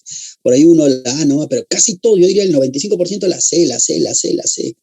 Coincido, ahí hay como ya 60 alumnos que han respondido la C. Ah, ya, pero no vale, pues, cuando un alumno, Carlos, acá está respondiendo como 10 veces la C, no te pases, pues. Ahora sí. Entonces, ten presente, ¿no? Vamos a ver, chicos. Ya se respondió sola, ahí está. Que viva mi papá, que viva Ramón Castilla, que nos dio la libertad, ¿no? La clave es la A, chicos. La obtención de ingresos necesarios para los hacendados para que modernicen sus fondos. Lo que pasa, ya que me han respondido acá la C, cachimbo, todos, en realidad, jovencitos, el incremento, muchos de los bonos, el incremento de la deuda interna no es tanto por el pago, por la manumisión de esclavos. El incremento de la deuda interna es por, jovencitos, la ley de consolidación, reconocer la deuda que venía de la independencia, a peruanos que se les pagó. De ahí viene, no es por los esclavos. Por eso la C no puede ser. ¿Se dan cuenta? Ahí se han confundido, jovencitos. La liberación de los esclavos, jovencitos, fue pagado. Miren, permítanme explicar un poquito. La libertad de los esclavos era obvio que se daba en toda América. Y todos los países pagaban la libertad de los esclavos por cada mano de obra. De ahí viene la palabra manumisión. Se pagaba por esclavos mayores de 18 años a menores de 50 años. Nada más. Brasil pagó por 8,000 tantos esclavos. Colombia por 4,000 tantos. Ecuador por 2,000 tantos. ¿Sabes por cuántos iba a pagar Perú? Por 17,300 tantos esclavos. Ramón Castilla pagó por más de 23,000. Si habían 17,000, pagaban por 23,000. ¿Qué es eso? Corrupción en la época de Ramón Castilla. Ahora, ¿por qué en el Perú se pagó por 17,000 o 23,000 esclavos? Si Brasil pagó por 8,000, mira nomás la composición étnica de Brasil o de Colombia. Es que acá habían inflado la cantidad de esclavos. Los hacendados chicos pagaron, cobraron bonos, el bono, la deuda, por los menores de edad, 17, 16, 11 años, 10 años, o por los ancianitos de 50, 55, 60 años. Corrupción, pues. ¿Te das cuenta? Ahora, muchos de ellos se les pagó, cierto. ¿Y qué hacían con eso? Con ese dinero, te estás preguntando. Muchos modernizaron sus haciendas, pues. ¿Te das cuenta? He ahí eso, jovencitos. Ramón Castilla no quiso la libertad, más bien Ramón Castilla quiso que se le pague a los propietarios. Profe, y la B, enriquecimiento inmediato de los latifundistas, pero eso demoró un poquito. No todos se enriquecieron, solo un grupo que tenía esclavos. Entonces, ver acá, jovencitos. Profe, ¿el pago no fue inmediato? No, no fue inmediato. ¿Pero qué se hizo con esos ingresos? Son bonos a largo plazo, sí, a mediano plazo yo diría, ¿no? Y como algunos quieren, de una vez, le venden el bono a algún extranjero. Sí, no se puede, o a algún nacional que quiera, tenedores de los bonos. Entonces, ver ahí. La clave la aguadito, chicos. Muy bien, ¿ya? Una de las formas de cómo el Estado canalizó los fondos públicos provenientes de la venta del guano a los propietarios nacionales fue mediante el pago de la manumisión de esclavos. Esto dotó de capitales a los hacendados para mejorar la productividad de sus fondos, o sea, de sus haciendas, hacia la exportación de azúcar, algodón y otro. La clave es la A. Vamos a la 10. Pregunta 10, muchachos. La mayoría falló la 9, ¿no? La mayoría. Imagínense, chicos. Ahí está. Más del 90% falló ahí en la 9. Vamos a la 10. El segundo gobierno de Castilla planteó la cuestión del voto de los analfabetos en el Congreso. En este debate se impuso, ¿qué se impuso? A ver, segundo gobierno de Castilla, primer gobierno, antes que respondas, primer gobierno, Castilla era conservador. Segundo gobierno, Castilla era liberal, tenía el apoyo de los liberales. Y los liberales son los que eliminaron el tributo indígena, los liberales son los que eliminaron la abolición del esclavo. Los liberales plantean que el indio debería votar. Ya, profesor. ¿Te das cuenta? ¿Cuál sería tu clave? Ahora sí, ya tienes ya tú, profe, la 10, la D. Todos me responden la D. Coincido con ustedes. La D. La postura de los liberales. En el debate ocurrido en el Congreso entre los hermanos, entre el liberal Pedro Gálvez y José Gálvez, su hermano, cajamarquinos ellos, chotano, y los conservadores, Bartolomé Herrera, de Lima, acerca del voto de los analfabetos, se impuso la postura de la soberanía popular, y esa postura defendida por los liberales, pues. Se mantuvo así el voto indígena durante gran parte del siglo XIX, solo eliminado en la época de Piérola, cuando se eliminó todo, cuando solo votaban los que sabían leer y escribir, imagínate. Eso fue con Piérola en 1896, cambió. La clave la 10 es la D, desayuno. ¿Correcto? Acá no encuentro más duda. ¿Ya? Sencillita la pregunta 10. Profe, ¿y la B? El voto censitario. Voto censitario es el voto de los que saben leer, escribir, o aquel que sea hombre de bien. ¿Hombre de bien quién era? Aquel que paga sus impuestos, aquel que es propietario, aquel que sabe leer y escribir, aquel que tiene ciertos estudios o diplomas. ¿Me dejo entender? Ese es así. ¿Te das cuenta? Ahora, esto de la postura de los liberales, de la soberanía popular, tiene una trampa. ¿Tú sabías que en el Perú se votaba en dos momentos? El primer momento era para elegir a una persona llamado elector. O sea, los analfabetos votan, todos, los indios también votan, y votan por personas llamadas electores. Cada departamento tiene un número de electores. Todos votan. Ahora los electores son un grupito de personas elegidos ya por las bases, que después ahora van a elegir al presidente. ¿Y quién es un elector? Aquel que sabe leer, sabe escribir. Era un voto indirecto, no era directo. Antes era así. Así era, pues. ¿Correcto, chicos? Eso también tiene su trampa, por eso les dije. ¿Ya? Muy bien. La clave, la D, desayuno. Carla Lucía, no puede ser voto censitario. La D, desayuno. 11. Vamos a la pregunta 11. A ver qué dice acá. Luego de la firma del contrato Dreyfus, Estado peruano contrató préstamos con dicha casa comercial para financiar. ¿Qué es lo que más financiaron, jovencitos, ahí? ¿Tú qué pondrías ahí en ese aspecto? A ver, ¿qué me pondrían? Ustedes están respondiendo los chicos acá. Sus claves en la pregunta. La pregunta 11 está facilita, está regalado, chicos. Así, ya van 20 alumnos, están respondiendo ahí. Sigue respondiendo. Ya hay como 26 alumnos. Sigue respondiendo ahí. Estoy viendo casi todos. Ya van como 35 alumnos. Imagínense. Y siguen por ahí. Ya, ahora sí voy a revisar cuál es el porcentaje de estudiantes que han respondido. Ya hay como 48 alumnos. Y sigue, ¿no? Ya, vamos viendo acá. Profe, la A. Ya más de 50, ya la A. Casi todo, por ahí uno que la B. Yo diría más del 95% ha respondido la A, construcción de ferrocarriles, ¿no? Exacto, la A. Aguadito, almuerzo, como 60 y tantos alumnos. Tania Erika dice, 25, dice al Congreso o algo así, y el otro 27 al ejército. Eso me refería al presupuesto 25 al Congreso o algo así, y otro 27 al ejército. ¿De qué estás hablando, Tania? No entiendo tu 25% al Congreso. ¿No? ¿Qué? ¿La corrupción? No entiendo, Tania Erika. Ya, bueno. Continúa ahí la pregunta 12. A ver, sigamos, chicos, a ver. Pregunta 12, facilito la 11.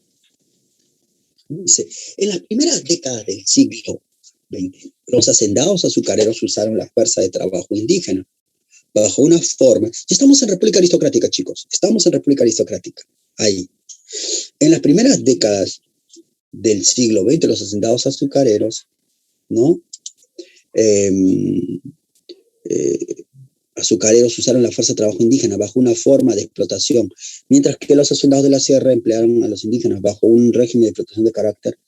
Para mí la D dice acá, dicen ahí, prof, la D, la mayoría me está poniendo la D, en este momento me ponen casi todo la D, la D, la D, por ahí uno que la B, ¿no? Otro la B también, pero la mayoría la D, ¿no? Yo coincido, yo tengo mi clave. Chicos, yo les dije que había el enganche, que era una forma de explotación, era pagado, te pagaba un salario, sí, ¿no? Eso mayormente en la costa, en las haciendas de la costa, más tecnificadas, Casagrande, Cayaltí, Cartavio, o en las minas de la Sierra Central. Pero en la sierra en sí, en el campo agrícola, no te pagaban, el indio era siervo. Y eso es feudalismo, el indio yanacona, yanaconaje. La D, profe, exacto, la D. Muy bien, desayuno. Hablamos también en nuestro resumen teórico sobre eso, ¿no? Desayuno en la 2. Muy bien, chicos. Vamos a la pregunta 13. ¿Ya? Vamos a la pregunta 13. Listo, ahora sí. Pregunta 13, muchachitos. Dice acá, leo. En los años iniciales de la República Aristocrática, la oligarquía compartió el poder político con el Partido Demócrata. Ajá. La oligarquía es del Partido Civil, pues. Luego, una facción del civilismo eligió a Billinghus en el Congreso, a pesar de ser un político que no pertenecía al Partido Civil.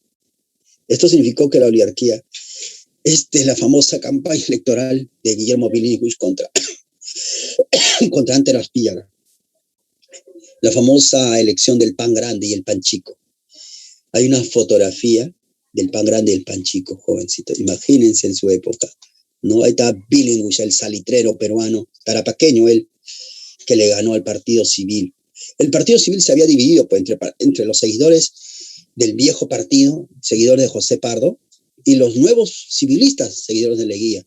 Expulsaron a Leguía, pero esos seguidores votaron por Antero Aspíllaga del Partido Demócrata. ¿Te das cuenta? Se había dividido el partido civil en ese entonces, jovencito. Ah, ya. ¿Te das cuenta? Esto significa que la oligarquía, ¿qué pasó con la oligarquía, muchachitos? No tuvo el dominio total del Estado. Se había dividido, pues. Hoy tú sabías que la oligarquía civilista, el Partido Civil dominaba todo.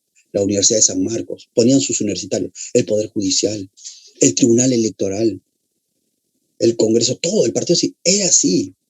Cuando tú dominas todo, bloqueas a tu enemigo político.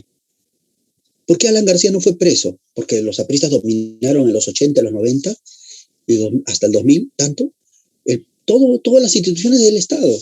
Esa es la idea, jovencitos. Y así funciona la política. ¿Tú qué crees que va a hacer ahora Perú Libre? ¿No quiere eso? Y los políticos lo quieren bloquear, pues. Así funciona esto también.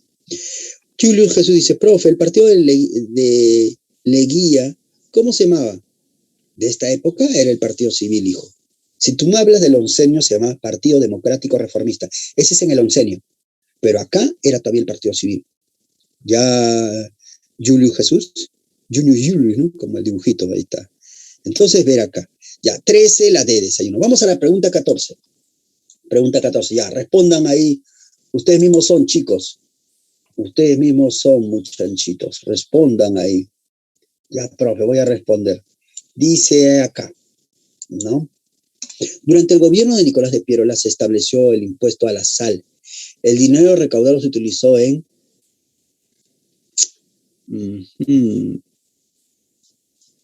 ¿En qué se usó? Jovencitos, acá... ¿Qué han puesto acá? La. Yo también digo la A.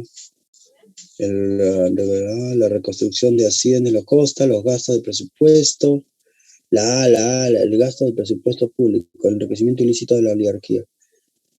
Durante el gobierno de Piérola se estableció el impuesto. El dinero recaudado fue utilizado en... Fue utilizado. Mira, este impuesto se creó con el pretexto de rescatar Tacna y Arica, ¿no? ¿Se acuerdan? Sí. Yo diría la A, pero acá lo dice bien claro, chicos. Rebeca dice la C. Por ahí algunos saludos dicen la C, ¿no? Pero al final, ¿se usó para el rescate de Tacna y Arica? Fue utilizado, dice acá. Fue utilizado. Ah, no, profe, la C, ya se están corrigiendo varios. Ah, no, profe, dice Jiménez. Dicen ahí. ¿Mm? Pero dice la D, dice enriquecimiento de la ilícito. La C, ya la mayoría dice la C. Uno que otro sigue la D. La C, profesor, dicen acá. Ya ves, el recaudado fue utilizado. Utilizado. Sabemos que el pretexto fue, este impuesto iba a ser para recuperar Tecnarica, pero nunca se usó, pues. La C, ya la mayoría se corrigió. La C, profesor. La C. La E era el pretexto. Algo así, exacto, hija.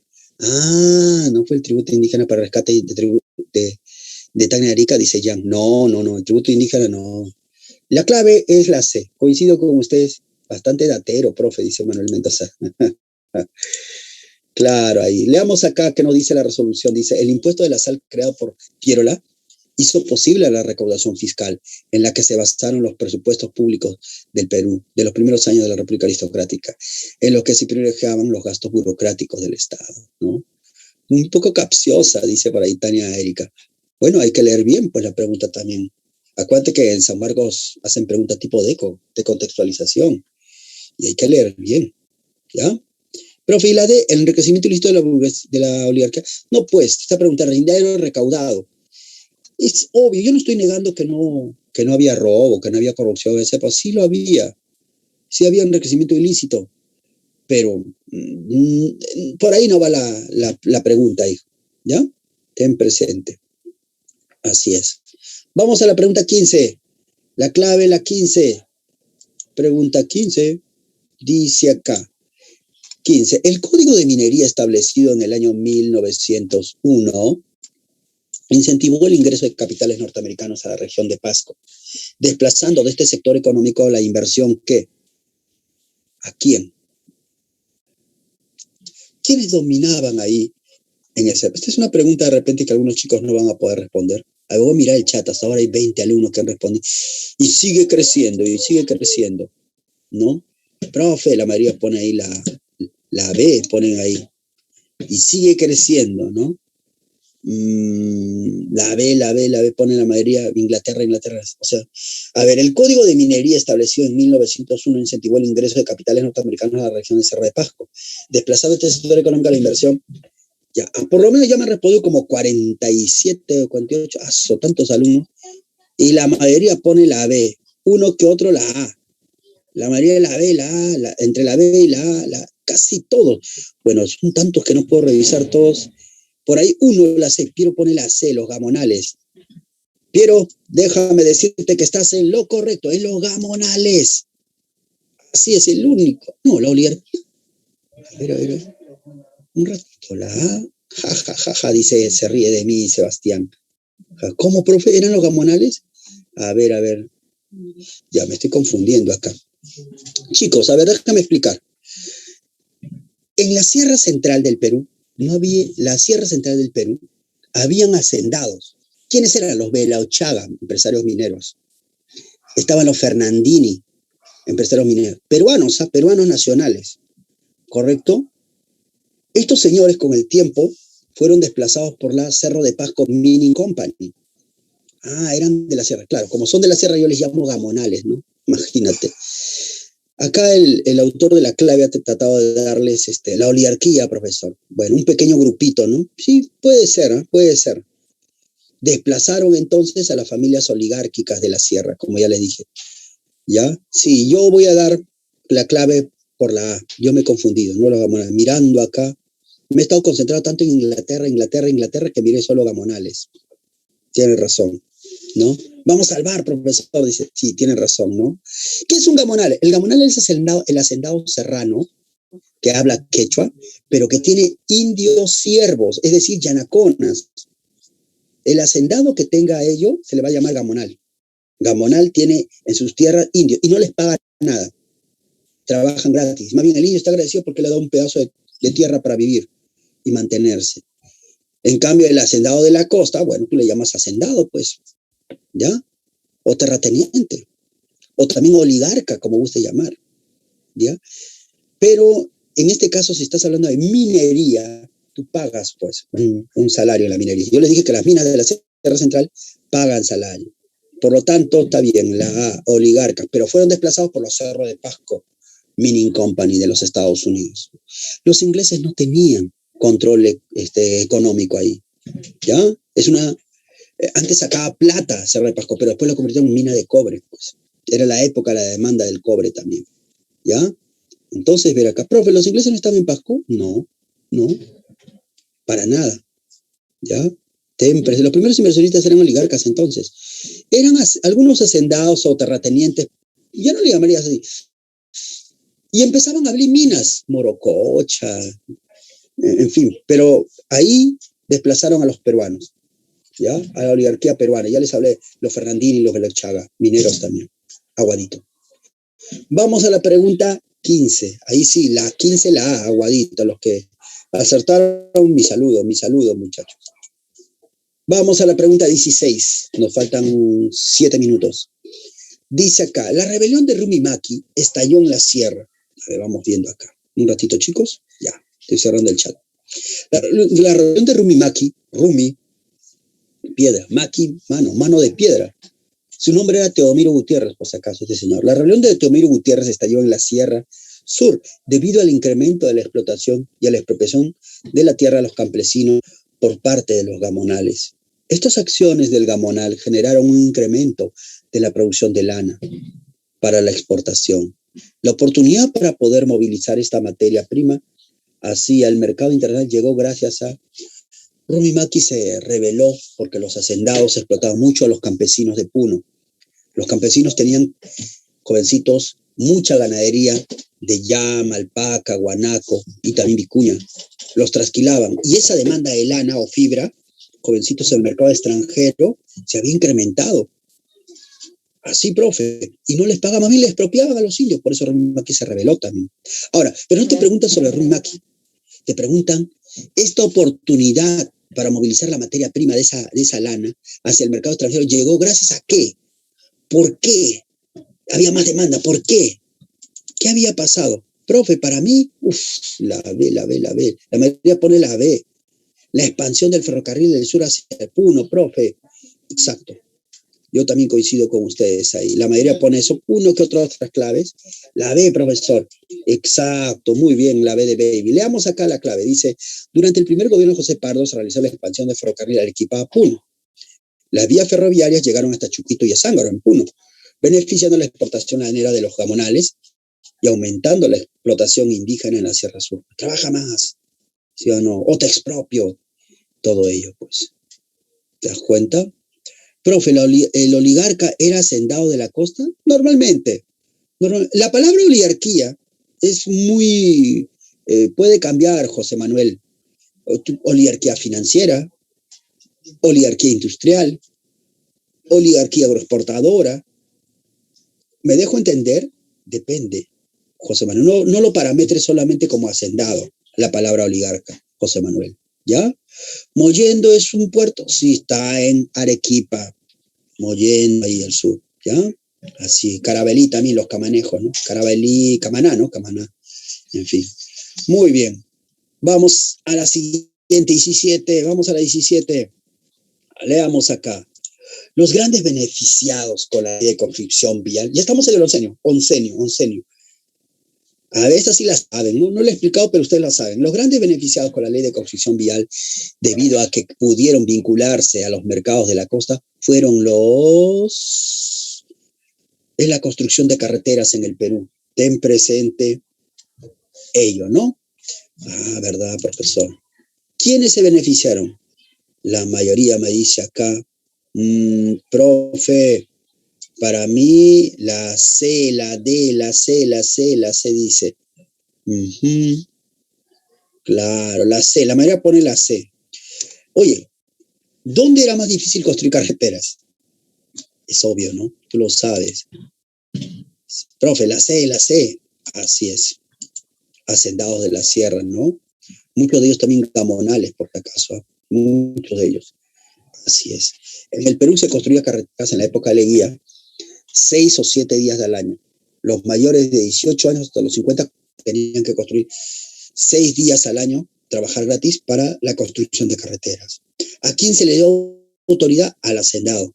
para que ponga la ruta. Y muchos de ellos vinculaban la ruta a sus intereses, pues. Y el indio era manipulado de esa forma. Por lo tanto, la ley de la concesión vial le permitió al gobierno de Leguía, al duplicar la cantidad de carreteras de la costa hacia la sierra. Los hacendados de la zona Alto Andía, es decir, de la sierra, vieron la oportunidad de trasladar sus productos de sus haciendas a los mercados de la costa, ¿no? Los hacendados de la sierra son los más beneficiados.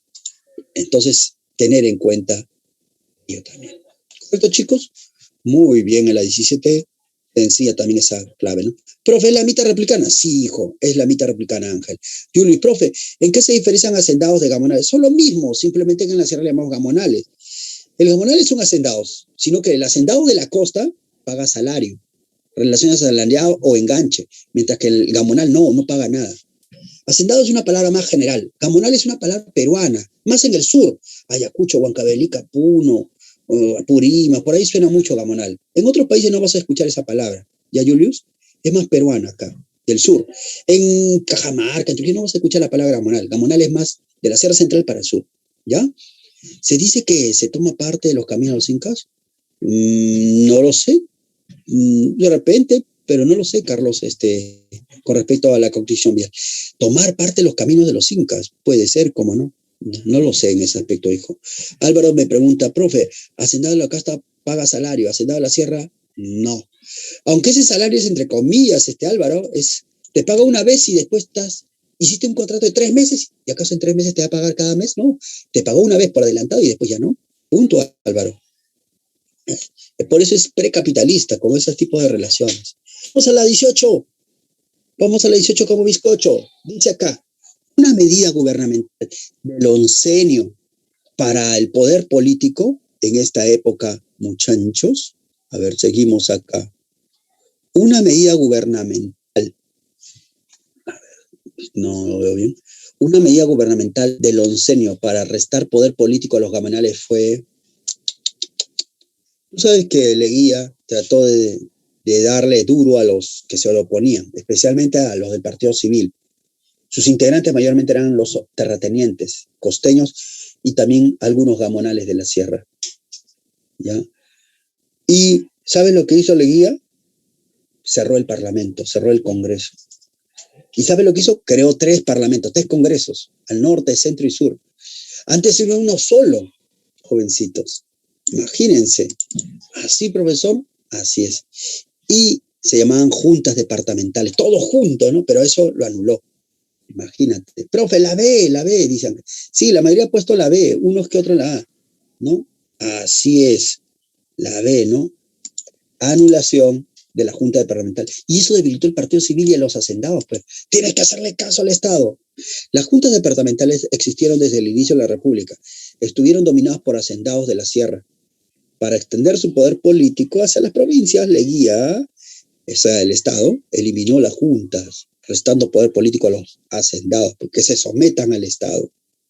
Era así. Leguía no estaba en contra de los hacendados, lo único que quería es que le obedezcan, que hagan caso al Estado, a la autoridad estatal. Esa es la idea. La clave, la B, disculpen. La B de baby, la B de baby. La mayoría respondió ahí, ¿no? La B de baby, profe. Muy bien. Vamos a la pregunta 19. Pregunta 19 ya para estar terminando porque el profe va a entrar a otra aula. Dice, la creación de la Oficina de Asuntos Indígenas, la legalización de las comunidades indígenas y la intervención en las disputas de tierras entre campesinos y hacendados fueron acciones del gobierno de Leguía, quien practicó un indigenismo oficial con el objetivo de ¿qué? ¿Cuál es el objetivo, jovencitos? Chicos, ¿cuál es? Profe, yo ya tengo mi clave, la 19, controlar el movimiento campesino. Coincido con ustedes, chicos. Así es. El objetivo era manipular al indio, pues. Exacto, el indigenismo oficial. Había mucha influencia, jovencitos, del indigenismo mexicano, Emilio Vasconcelos, Rodo. Y acá en el Perú, eso influenció a Clorinda Mata, ¿no? Lebrando Castro Pozo, Julio César Tello. Había mucha fuerza en el indigenismo. Dora Meyer, ¿no? Pedro Zulen.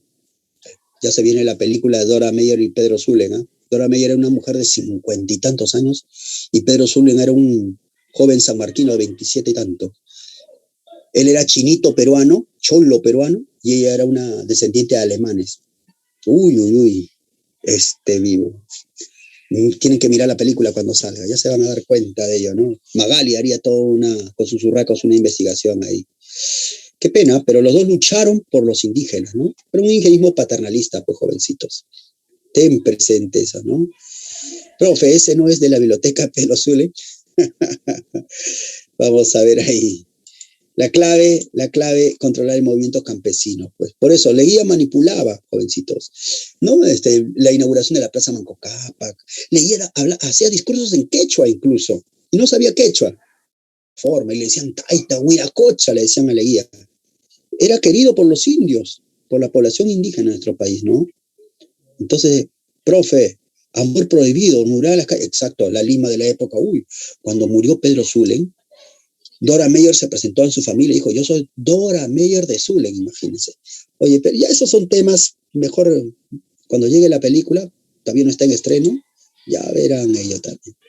Muy bien, chicos, vamos a la última, la 20, la pregunta 20, dice acá, las propuestas iniciales del APRA, desde su fundación en 1924, mira, ya va, dentro de poco va a cumplir el APRA 100 años. Qué pena, el APRA ahí, el APRA nunca muere, imagínense.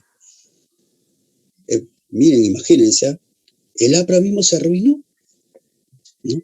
El APRA en su época era un partido, jovencitos, que en realidad tenía pues presencia política, estaba a la vanguardia, tenía 5 puntos máximos por la internacionalización del Canal de Panamá, por la nacionalización de tierras e industrias, jovencitos, jovencillos en lucha contra el imperialismo yanqui, así, por la unidad de Indoamérica y solidaridad con los pueblos oprimidos del mundo. 5 puntos.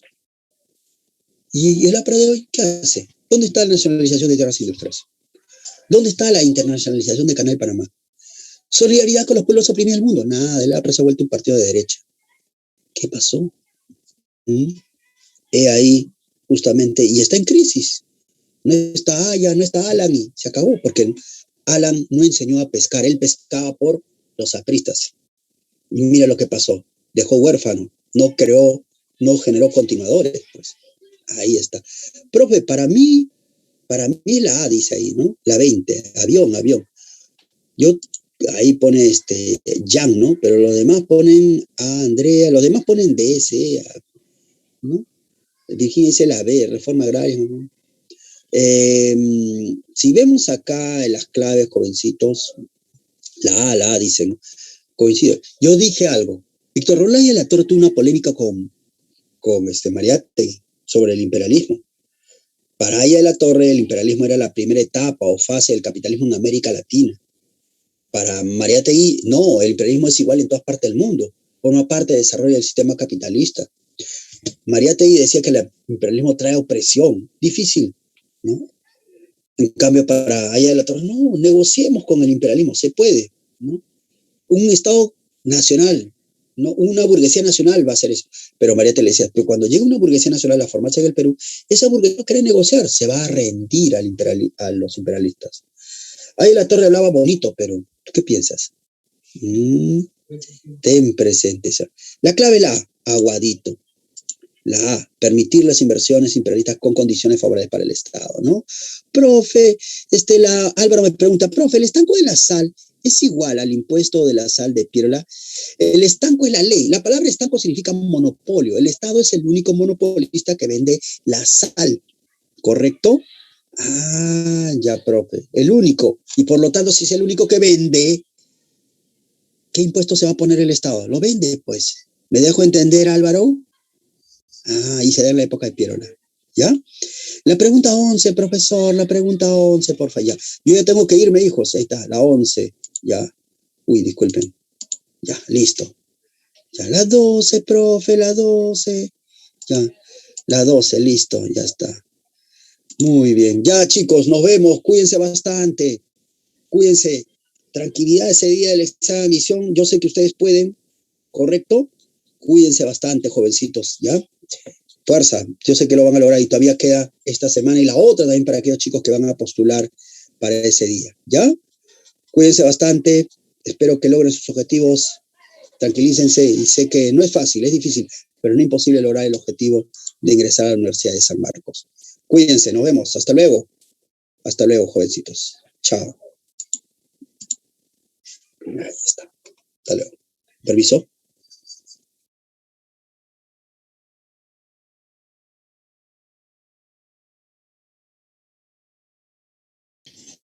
Muy bien, jóvenes, muy buenas tardes también con cada uno de ustedes. Les he escrito un mensajito al chat, ahorita puedo, a ver, unos instantes más, ya, para poder, ahora sí, chicos, muy bien, muy bien. Entonces, bien, ¿me pueden escuchar? ¿Me confirman, por favor? A ver.